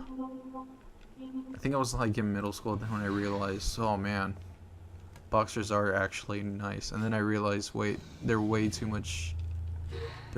roomy. I'm not into this. And then boxer briefs, and I was like, oh, okay. Oh, y'all are all over the place.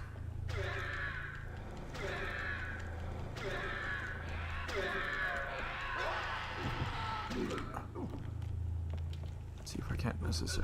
Oh, come on.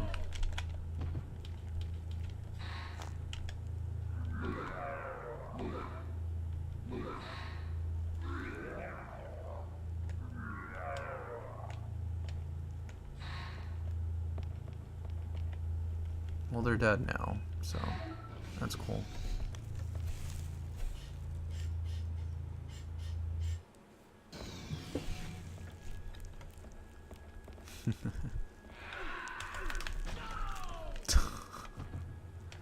That's just cheap. That was one of the cheapest, like...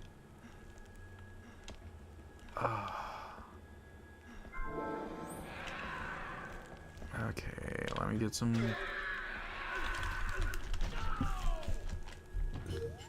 I swear to God.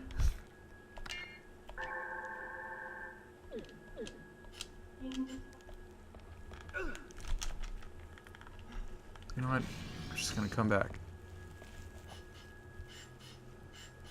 Watch, there's like 3 zombies outside of this door now.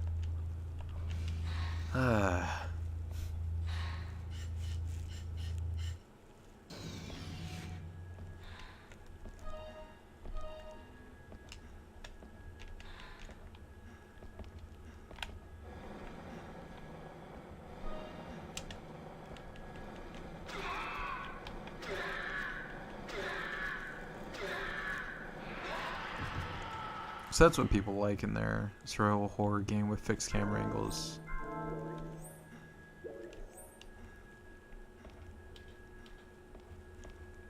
A fucking monster that you can't see.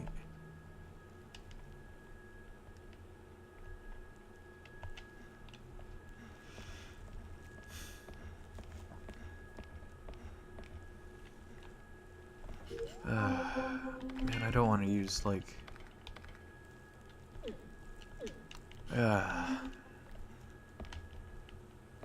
I really don't want to use another health spray for now. Like, I know this could end up being like the eventual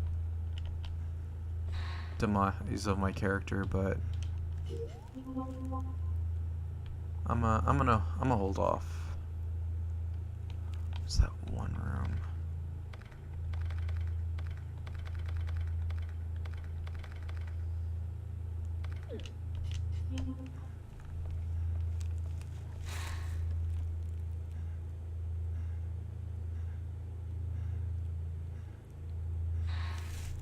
Yeah, I think it's actually just the Under Armour boxers that I use right now.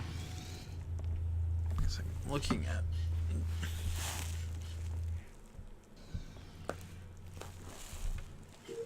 I'm looking at the ones I'm wearing right now.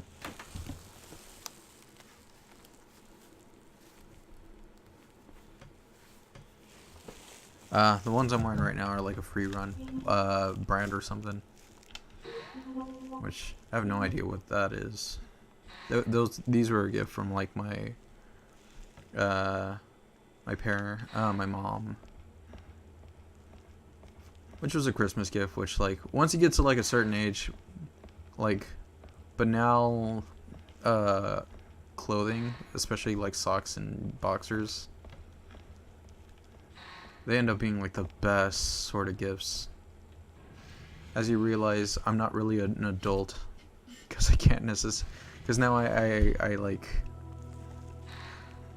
I can't even like remember to like buy my own boxers, and my parents are like buying them. I'm like, gosh, shit. All right, what am I doing here? Do I risk running into that room and having to?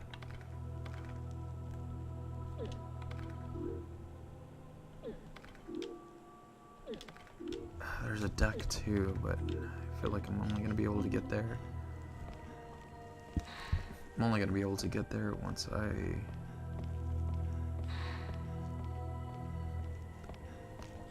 I get to that elevator, but shit is still locked. I'm still having to go through all these like weird fucking contrivances and foibles. Okay, this room is clear. God, I still find it so fucking weird that there's invisible enemies in this game.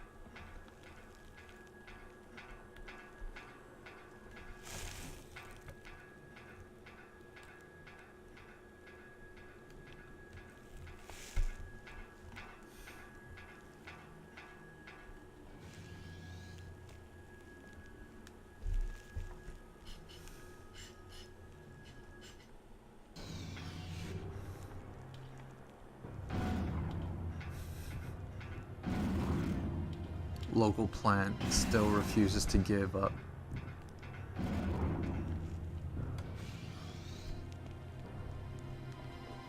Hey. Alright.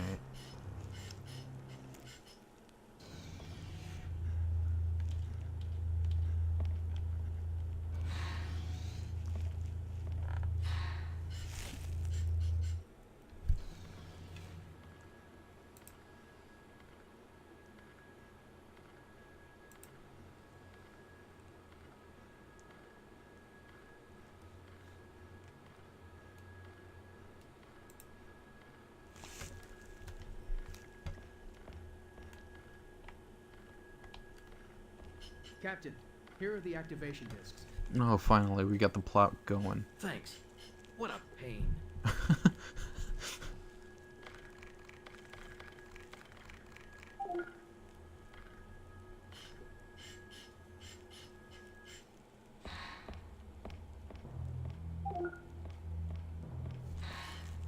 That guy is still like pacing back and forth. Now, I want to check one more thing. You go ahead.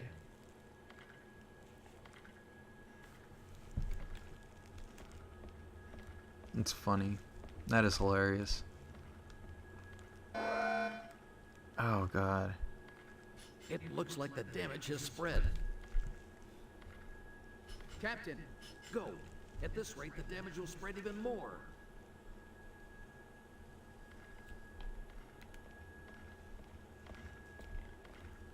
Alright, let's rotate a save here, because this is getting a little like ridiculous.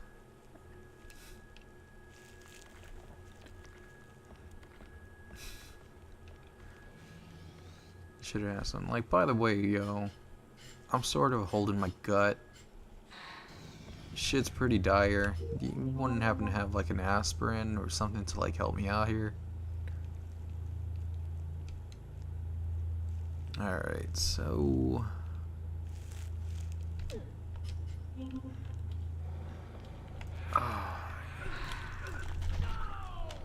if I end up dying here, which fine by me.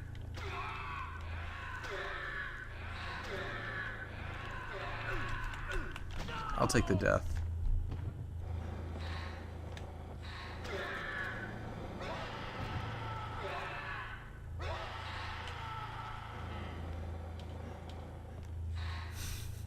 I want to see how bad this death animation is.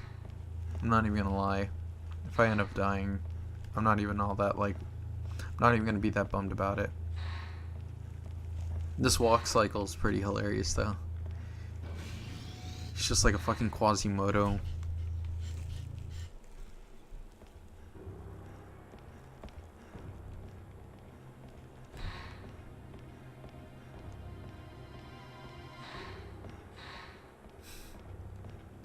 because of his fucking baggy MC Hammer pants. He just looks fucking ridiculous. Like the most anime of anime characters stuck in a survival horror game. I'm supposed to take this guy seriously.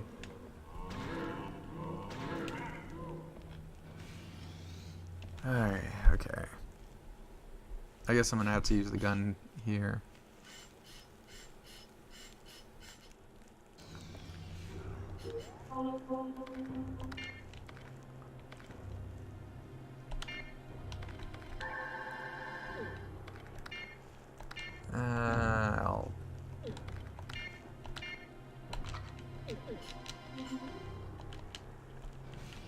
I'll replenish to full health. I'll keep going until I eventually just run into a brick wall, or I'll just end up dying, I guess.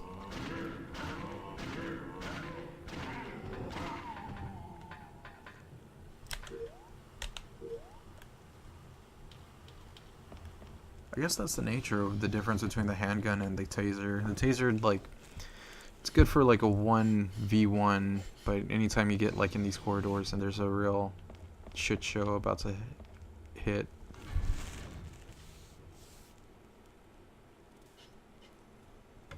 Yeah, this is super like anime dub sort of, but I went through the options. You can actually play this with Japanese voice acting, so who knows, maybe the voice acting with for the Japanese sounds a lot better. I'd assume so, because like as I was like starting this game up, the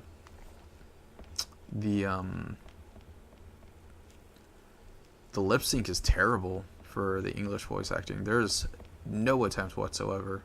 It is just a guy finishes like saying his lines, and it's basically 3 more seconds of the guy just keeps moving his lips. It's that egregious. So these aren't room.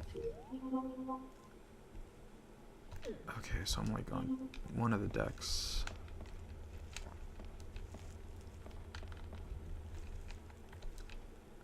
Oh, just climb this. Fuck's sakes.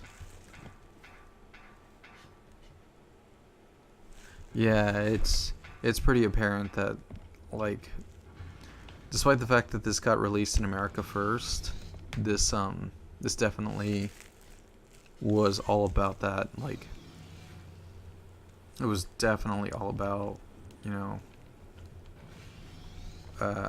just get that English VO in there, and then just we'll worry about it later. And boy, did they worry about it later. They just didn't worry about it at all. Let's see. So we come back here.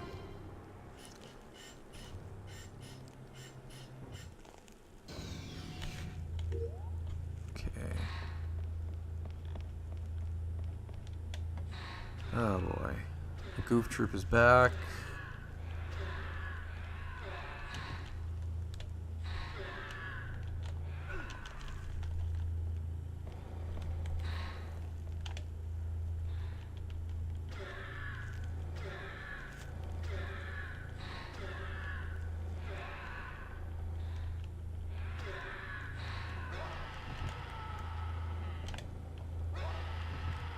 There we go.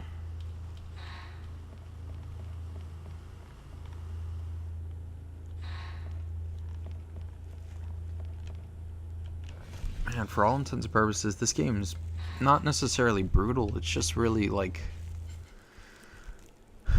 it's sort of punishing, because like monsters repopulate rooms, and that's sort of harsh, because like it's already pretty apparent that like some of these areas are like a little difficult to get through because they're very narrow, so you can't necessarily like do a juke and a dodge towards some of these monsters. And look, this guy's back.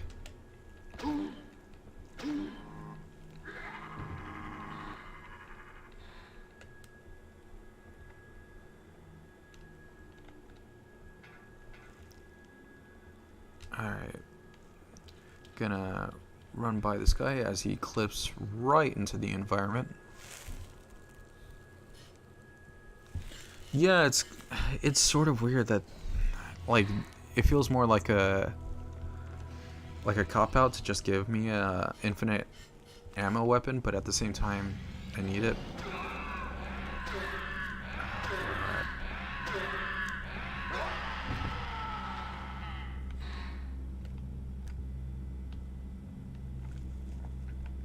Like, it feels like there's just... It just feels like a poorly planned, like, design choice in some respects. Hello!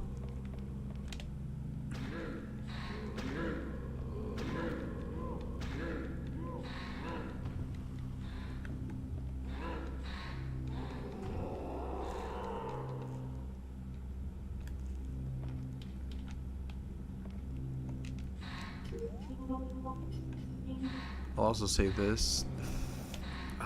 Here we go.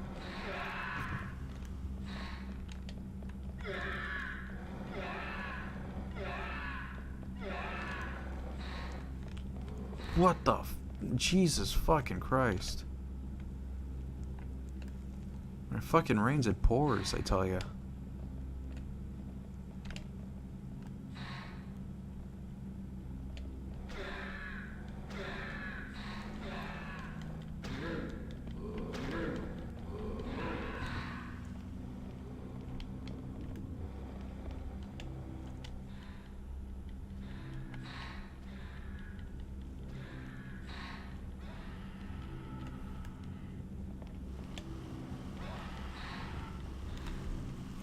Well, I'm down to like one monster, I guess.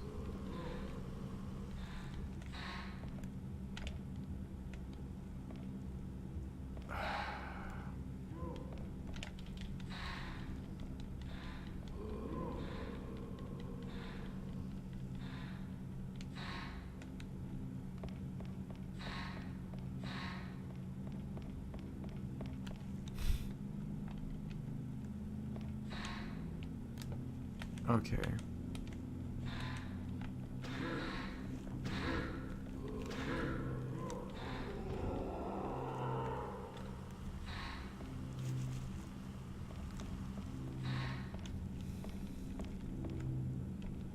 Alright, finally got to the midship elevator, which, hot damn it, that took enough.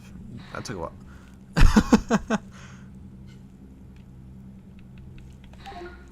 Okay. We have the code, at least. Oh, man.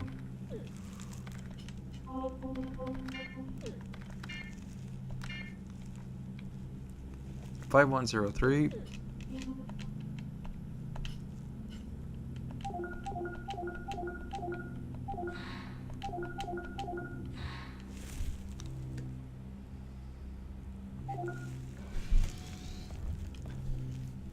Yeah, it's easy to keep these rooms clear. It's just that they keep respawning, and that's like... Who are you? Oh god, not another guy just pulling a gun on me. Sparky! Are you human? Really? Yes, put down your gun. I don't know. You can't trust anyone here. It's like everybody just got pulled Tell out me of what happened. the fucking Where did the room. mutants come from? I don't know. They just appeared. We'll search the ship. Or like For a now, go brain to the film. flight deck and Like wait for shit, help. everybody's like... Be careful. Even if it looks like a human, take care. Thanks. Can you guess which We'll kind get of to the old flight deck country I safe. am from? Yeah. Oh man. Everybody's from the old country, the West, or New Jersey in this entire game.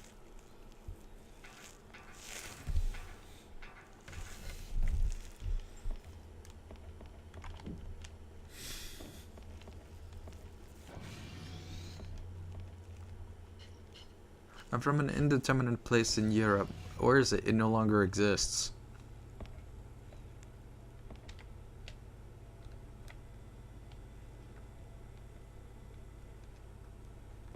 Are you a person?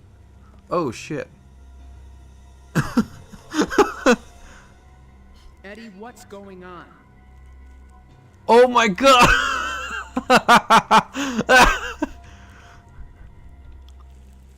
Wow! Wow! Wow! Eddie, what's going on? So as Eddie flops to the floor with like half his face being mauled. Oh god damn it. We got a puzzle. Oh man. Oh god, this is like... Oh, this is a new level. This is a new level. I'm gonna keep saving over this one so I don't just gotta save scum it. Just gotta save scum it enough times. Oh man, I am enthralled with how fucking awkward some of this dialogue is, and just all around just weird shit. Man, I can only imagine the reason as to why some of these guys aren't still like making games. And oh woof, there's questions, man. Too many questions, not enough answers. Guy flops right in front of the main character with half his face being mutilated, and his entire first initial reaction is to like question a dead body. There's a video of Mickey Mouse like running over to Minnie and he just goes, "What happened?" And that's like the entire same energy. Oh man, this game, I don't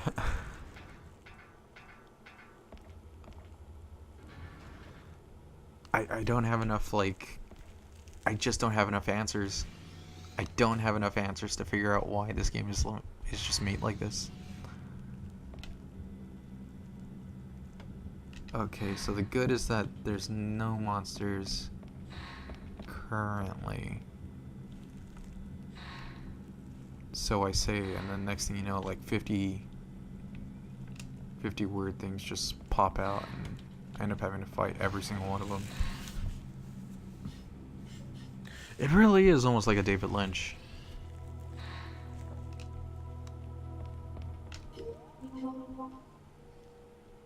Gotta find David Lynch and like shoot him this game. It's just like you thought you were above some weird shit, man. Let me tell you. Go to your local EB Games and find yourself a copy of Carrier, then get back to me. Oh god. Let's see.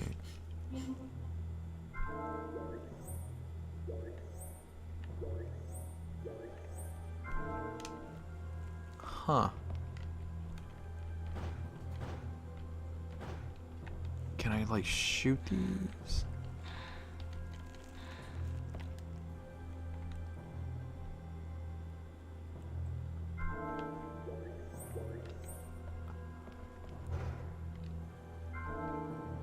Oh snap! I got some health. That's always a welcome change of like my entire situation. See if I can't necessarily find more. Ugh, that's a really nice frame rate dip.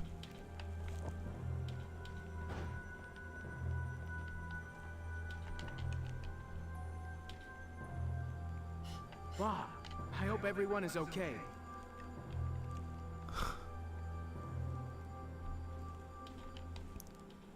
That totally isn't a Resident Evil 2 like photo stinger.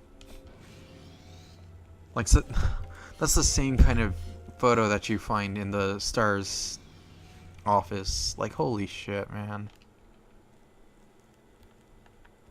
Just when you think that this game isn't trying to like ape off of Resident Evil 2, it goes and does like little things that just draws that entire comparison. It's fucking hilarious. Okay, so I'm gonna go this way. I sort of want to go back upstairs. Yeah, you're right. Like, Spark is like so close to stars. It's so fucking hilarious.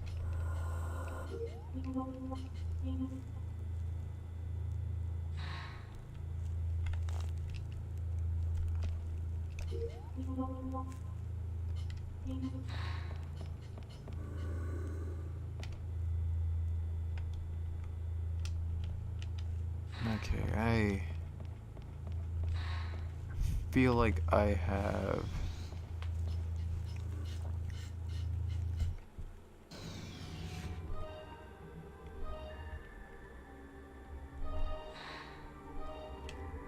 this room is one big danger room, but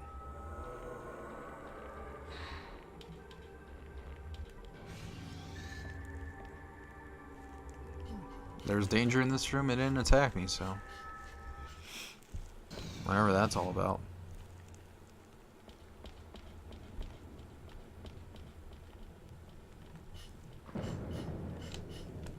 Let's see.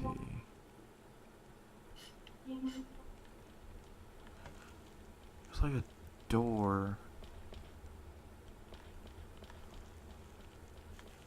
Unless I gotta go up the second floor ladder. See what that ends up giving me.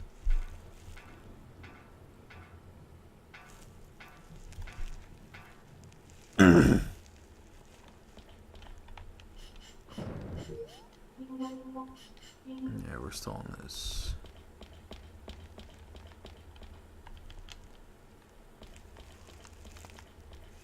Go up another set of ladders.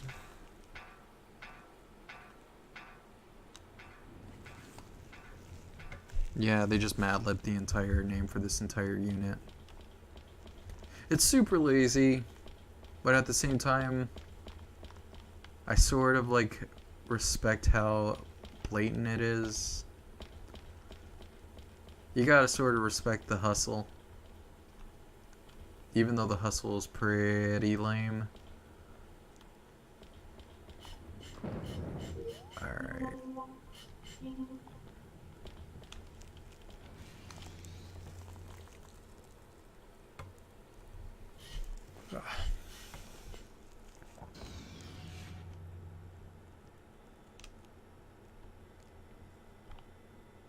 Pretty sure I cleared everything here. I did. This guy is still hanging out.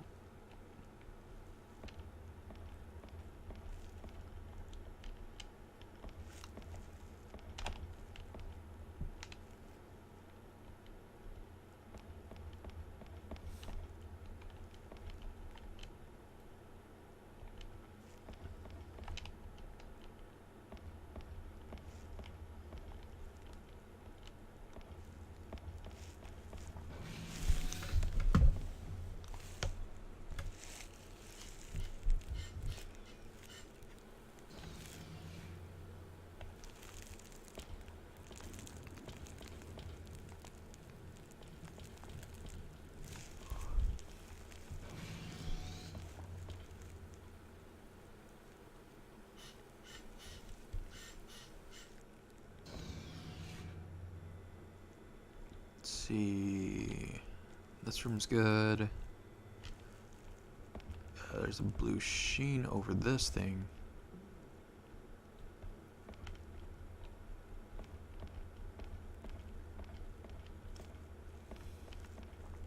I feel a lot more. Oh god, we already did that. I feel a lot more like decent about this game if there was like a clear indication of what I'm supposed to interact with, because like everything is just a computer with a bunch of like computer screens on it, but with no like clear indication as to what is supposed to be interacted with or anything. Like it's poor conveyance, And I get that survival horror has that sort of like that unfortunate detail like tied to it, but you don't have to be this fucking obtuse with it. It's a mess. It's a hot mess. Like, I'm not even gonna lie, this game isn't necessarily bad. It just, I don't know. When people said this was mediocre, they weren't necessarily lying. Like, it has some stuff. And it tries to remedy some of the problems of, like, survival horrors, unfortunate standing. Like, hey, do you not like fixed camera angles but want to necessarily have a good idea of what's in front of you? Here's a scope that turns everything into first person, and you know what? Kudos. But at the same time, nah.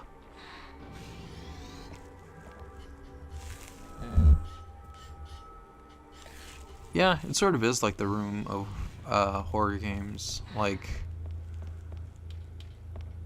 I played some other one. What was the last one? I played Zombie Revenge, and that one is in like the same vein as this, with like a really really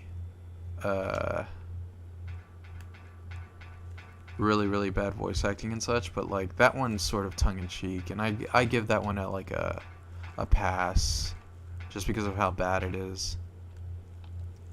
This one though, I also give that game a pass, Zombie Revenge, because it's a part of the same fucking like, it's a spin-off of House of the Dead, which House of the Dead is sort of known for its like campy voice acting, so it's like, can you even really be mad at it?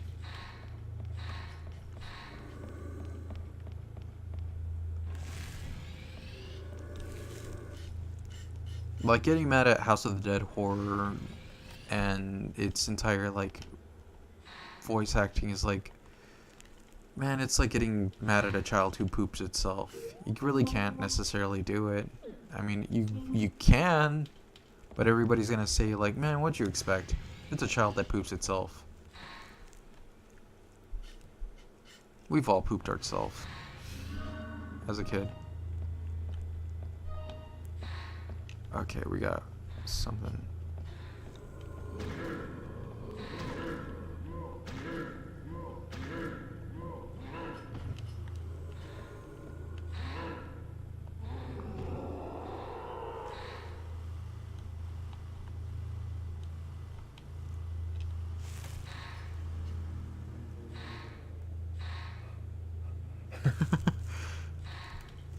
Hey man, you're fine. Like, I was when I was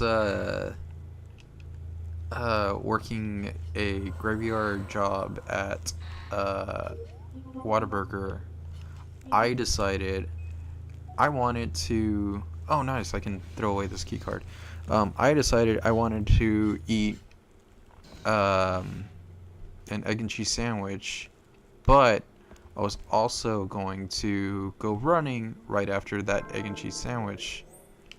I went running, and wouldn't you know it, I had to go use the bathroom. Oh shit, I got some ammunition while I was running. And of course, there was no toilet because it was the middle of the night. So I ended up having to find a nice ditch to use the bathroom. Not my finest moment, but hey, it was either that or I pooped myself, and I have to now walk all the way home with an unfortunate, the unfortunate notion that I pooped myself, and knowing that with every step would be a very soggy one. Is this place just like, Is this just unlimited bombs? How many bombs have I gotten from this? Jesus, I have like 20 bombs now.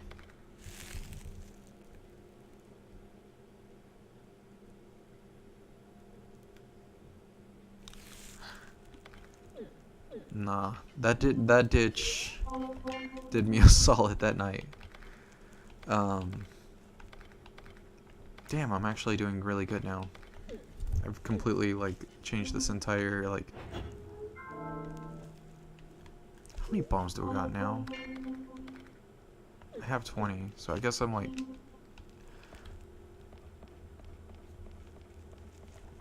Completely changed the dynamic of this game. So there's a weapon storage locker. Alright, so I'm doing pretty good now.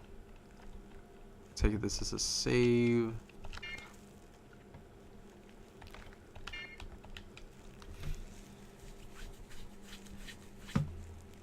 I'm glad I didn't necessarily just like let myself die now. Because now this entire like situation is like completely 180'd on itself. Until I like find another like really unfortunate situation where like there's like 10 monsters. I also want to say I'm not necessarily too fond of like hearing the zombie noises, despite the fact that there's no zombies. It really puts like, it doesn't necessarily put me on edge more than it just now that I have all this ammunition and like ability to circumvent every sort of encounter. It more like puts me in this like sort of like mundane banality of like having to take care of him, like not another zombie.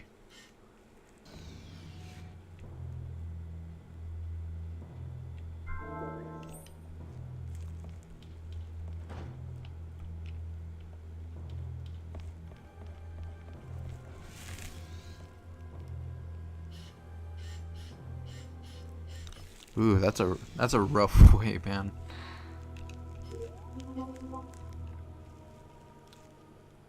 I just had runner's diarrhea that day, which, like, that happens. It's not fun. It's not graceful. You go running, next thing you know, you realize, okay, here we go.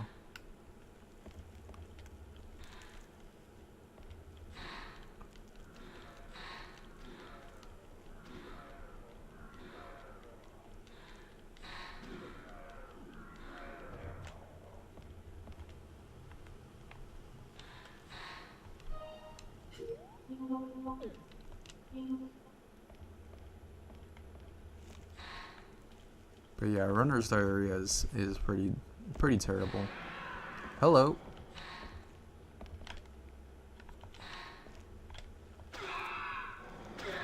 Let's see if I put enough range between me and him.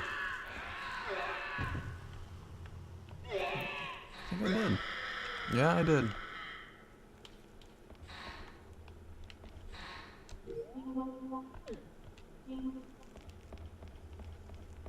Moving on.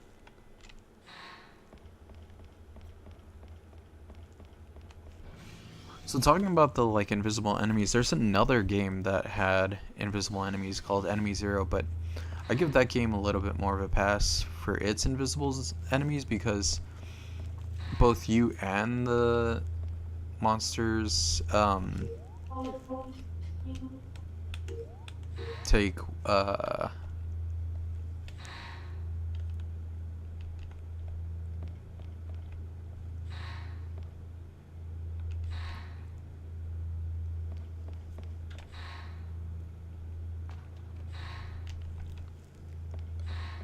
how to run.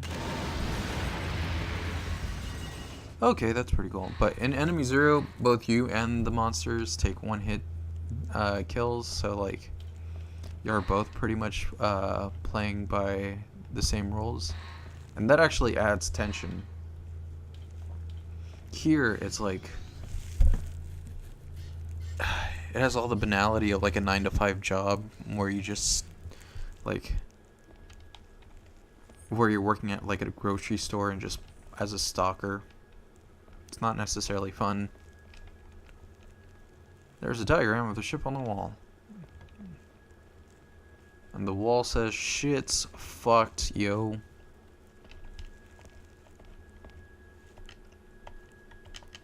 Okay, so see if we can't necessarily get back to that elevator. Move forward. If not, it's gonna be really frustrating because like this is where we start to get to that like that survival horror crawl where like nothing's working.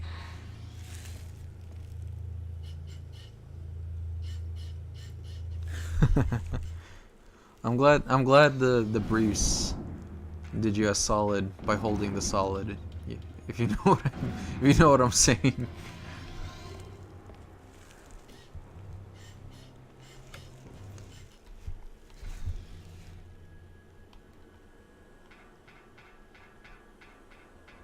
So for all intents and purposes, we've like seen 3 types of like normal zombies.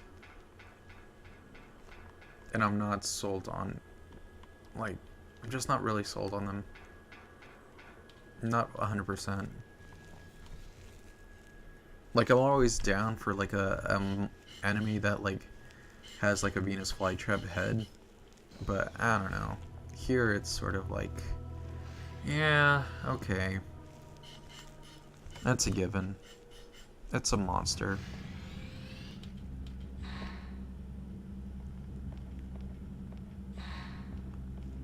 Okay, see if these guys came back for another ass kicking. Doesn't seem like it. Then again, I could be wrong. Okay, just move forward.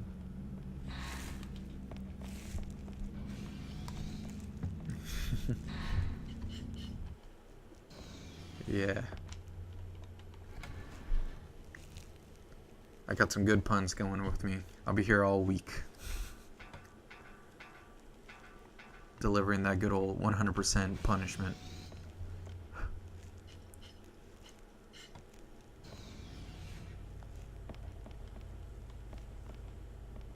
Okay, Eddie's on the floor. He's taking a decent nap. No need to like wake him up or anything.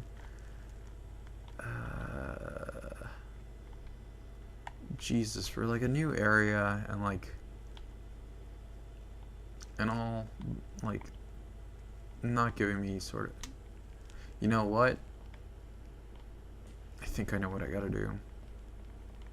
I think I need to go back to that room with like that one invisible enemy and like see if I can't necessarily use a crane to move all the junk around so I can like get make some progress.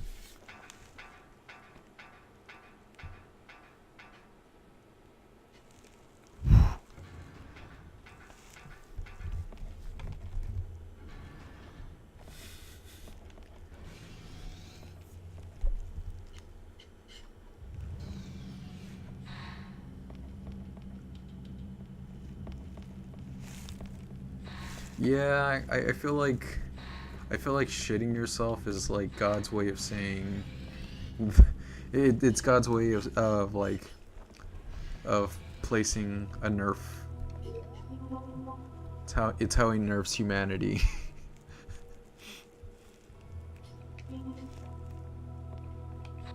What's one way to like just bring humanity down a notch?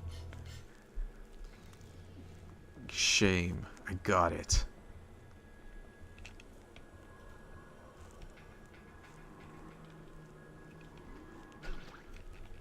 Oh god, is this another... Yeah.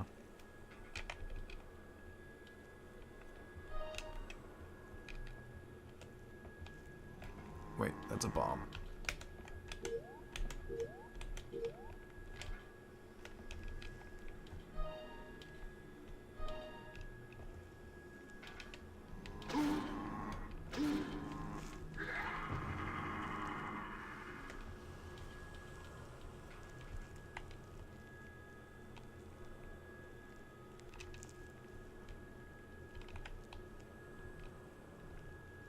to the radio room. I need the crane room or something that's just gonna move all those boxes, cause like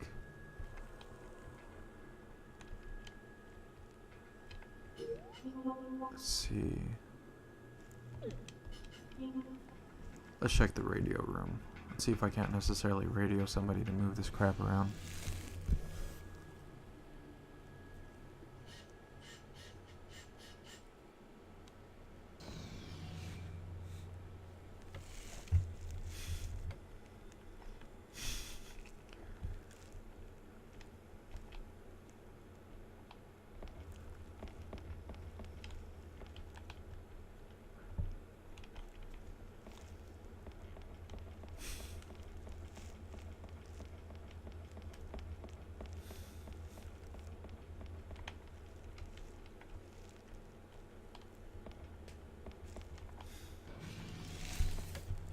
Gotch just sitting in his chair is like, this human has the ability of like the equivalent of a safe mix-up no matter what he does. I got it. I know how we can do this. I know how we nerf him and make it all equal. Just make him shit his pants.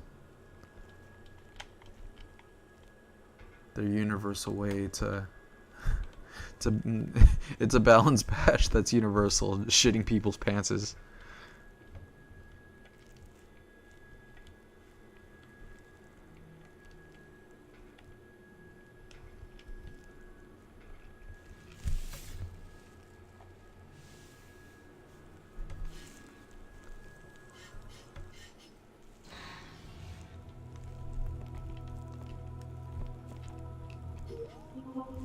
But yeah, it seems like I have officially hit a bit of a roadblock.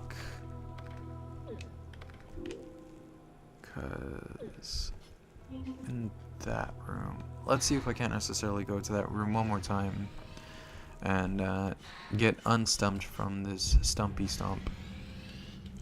Because if not, it's gonna be really, really, really boring just watching me like slam my head against this wall. Especially considering this does the loading between each room, which can be really, really like time consuming.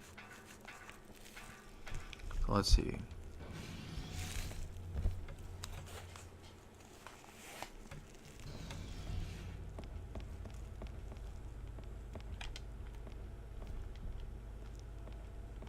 You know what? I think I know what I gotta do. Just bomb it all.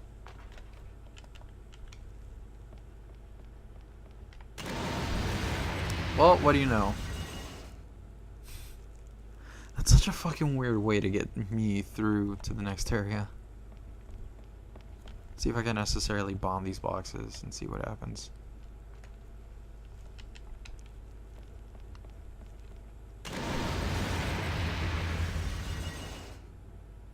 Hey, should we have like a forklift or anything in this area? Nah, just bring out the bombs. Don't you think that violates some sort of ocean? Nah, just bomb it all to Kel and back. Nobody's gonna give a shit. Fuck, this game's just so fucking obtuse.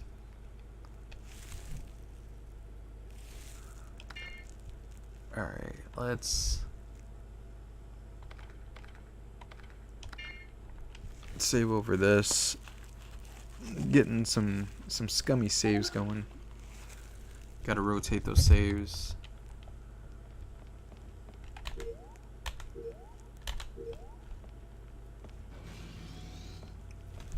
See what this next area holds for us.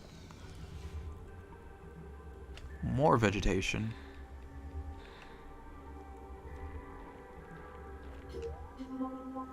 But hey, we're making progress. This fucking time crisis is like this fucking Dino Crisis zone. It's like a Dino Crisis 2 zone, really.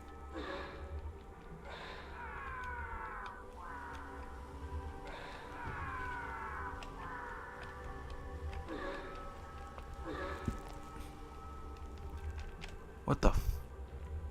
Okay.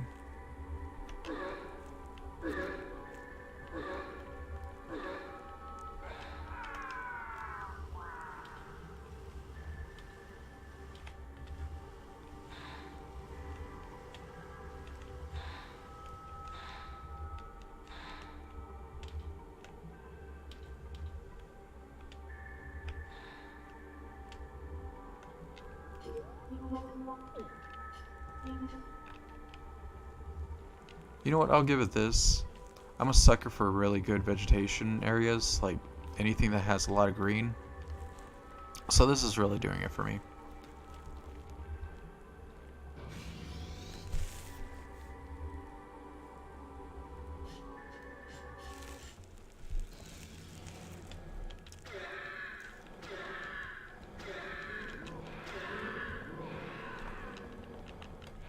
Ah, shit, I don't know why I'd let that happen.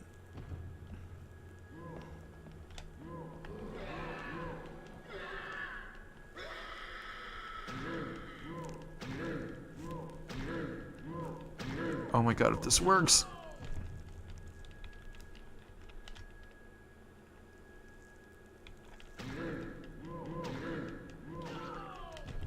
Nah.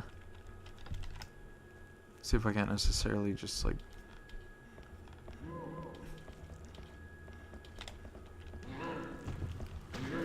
Now this character is sort of walking like he just shit himself.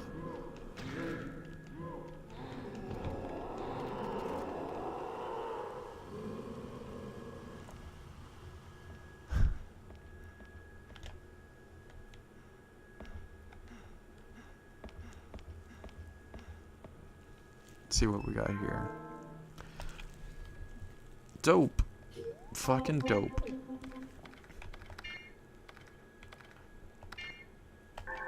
I'll take that.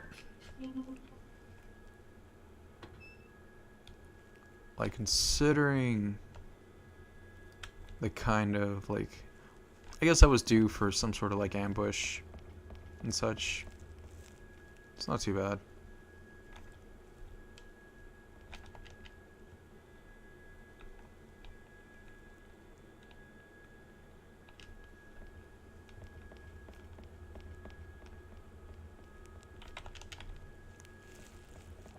But yeah.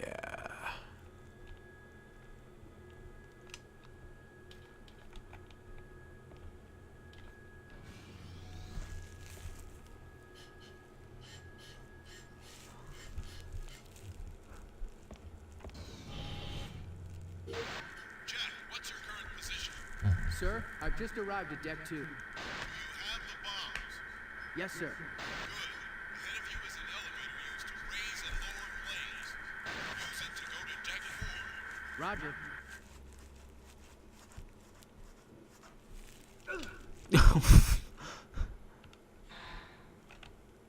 That was my bad.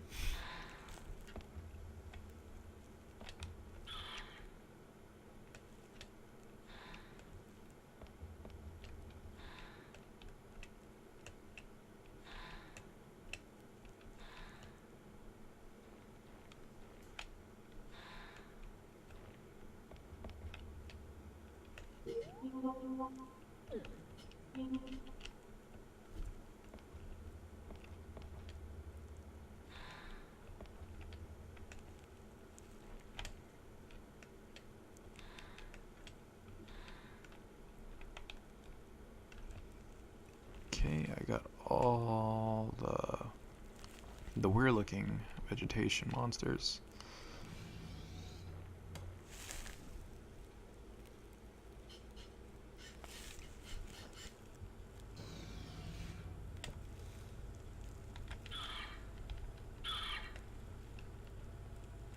Hey, you know what? That walk of shame, whenever you have pooed yourself, that's an endurance test. So yeah, you've been nerfed. But on the other hand, you are crawling your way, or rather shimmying your way towards unnerfing yourself. And What the hell was that? gaining Whatever it was, a new it must be skill big. in making sure you don't crap. If you do crap yourself in the future, you have the added benefit of knowing how to make sure that you can walk. And then every time you subsequently crap yourself, it's just like, oh, well, this has happened before. I know what I'm doing. I'm pretty sure I just run myself into a boss fight too, so let's see what this is all about. It's the doctor.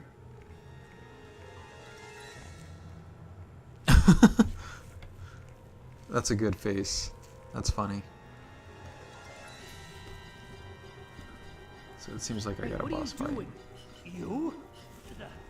I'm activating the elevator. Stay out of the way. Sounds like an off-brand Dr. Robotnik. It's too dangerous. Get away from there. Nobody has any sort of agency in their voice.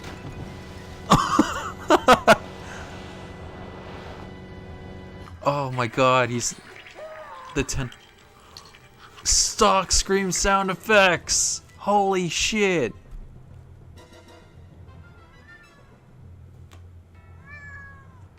Oh, we got a furry visitor of my cat.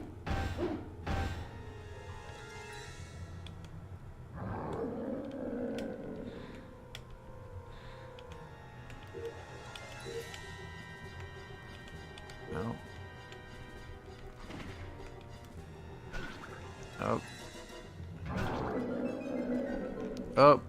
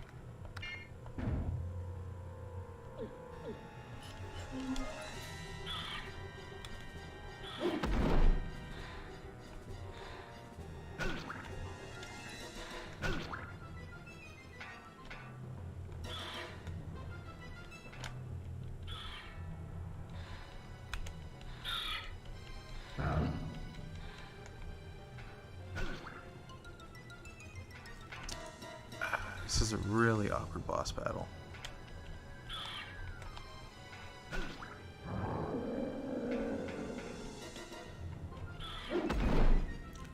Like, I have the movement, and I have the ability to, like,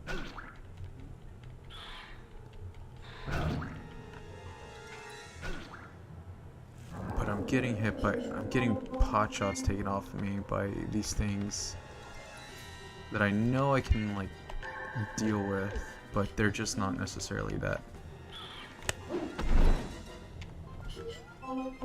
They're just really difficult to coordinate against. It's just making this...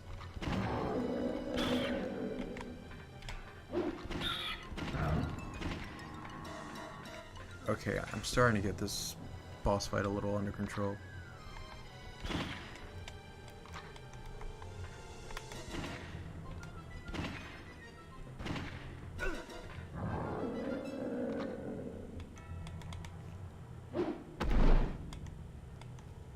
It's getting a little bit bolder.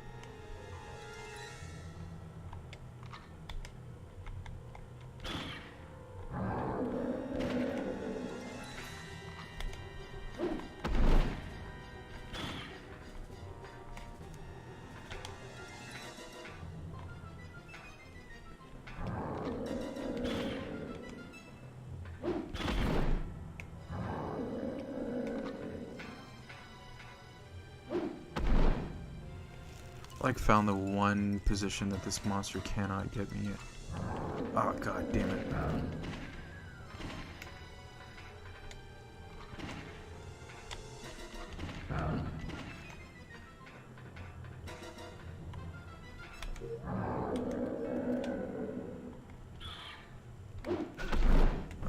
Nice, it actually got me.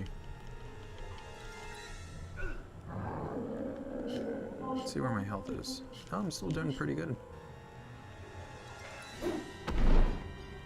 Yeah, I found like the one corner that this monster cannot kill me.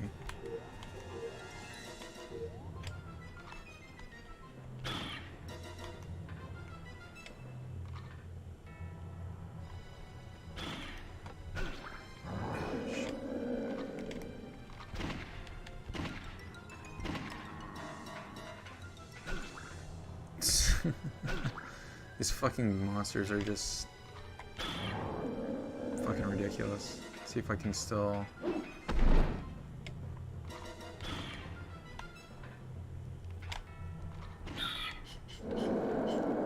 Oh snap, I got through this boss on the first try.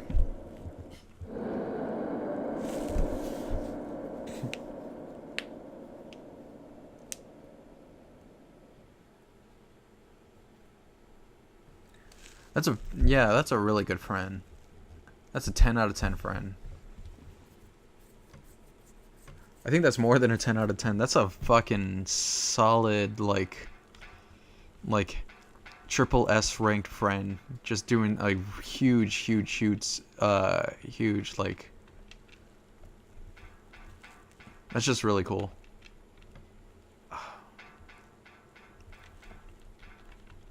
Wow, I am sort of stuck in this area, unless I can just like... Alright.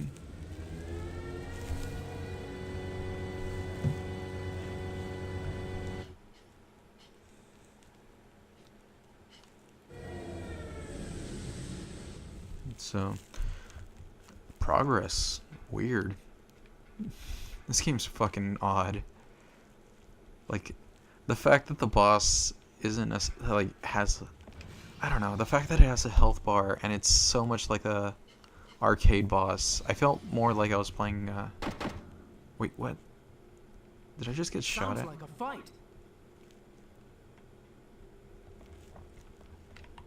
I think...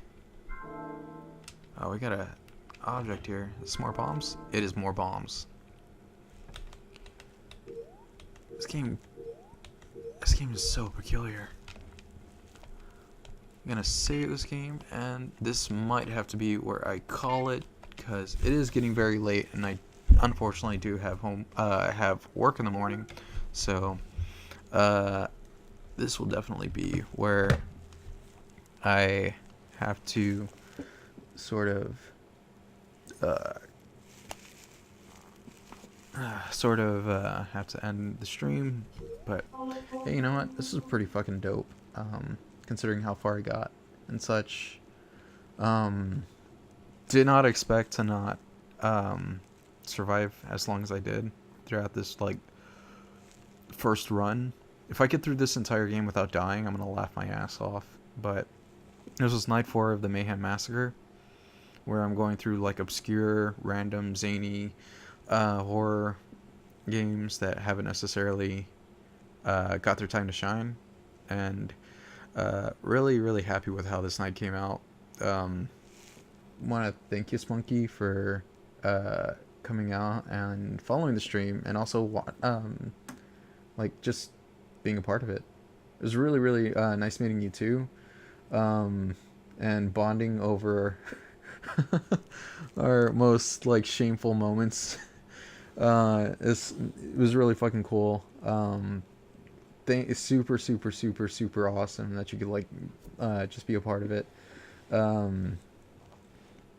If you want, you can follow me on Twitter, of course, at fight_nerdy. You can also check out my YouTube channel, where I'm reposting all these streams. So if you want to relive this moment of us going through our most unfortunate past of shitting ourselves, you can do that. You can also follow my co-hosts on the podcast I'm a part of, the Gotham Animated podcast and the Lost in the Reels podcast. Gotham Animated is where we go through the Batman the Animated series, as well as a few other animated series that are connected with the Batman cartoon. as well as the Lost in the Reels podcast, where we go through handpicked movies that we feel very strongly about, or just have a very, very keen sense for just enjoying. You can follow my co-hosts Chris B and Evan A. Chris B is on Twitter at Crispy Comics, and Evan A is at Evan the Writer. And you can find more information about the podcast at backissuediving.blogspot.com. And it'd be really cool if you check those podcasts out. It's a lot of great humor in that. If you liked hearing my takes and such, there's more of it on those podcasts. So again, thanks for coming out. Thanks, Spunky. So I'm gonna have to get off of this thing and start getting ready for bed. So I'll see you guys for night 5 tomorrow, and we'll see what I can dig out of the Dreamcast, because I think I have at least one more title for some obscure horror. So thanks, and good night, and later.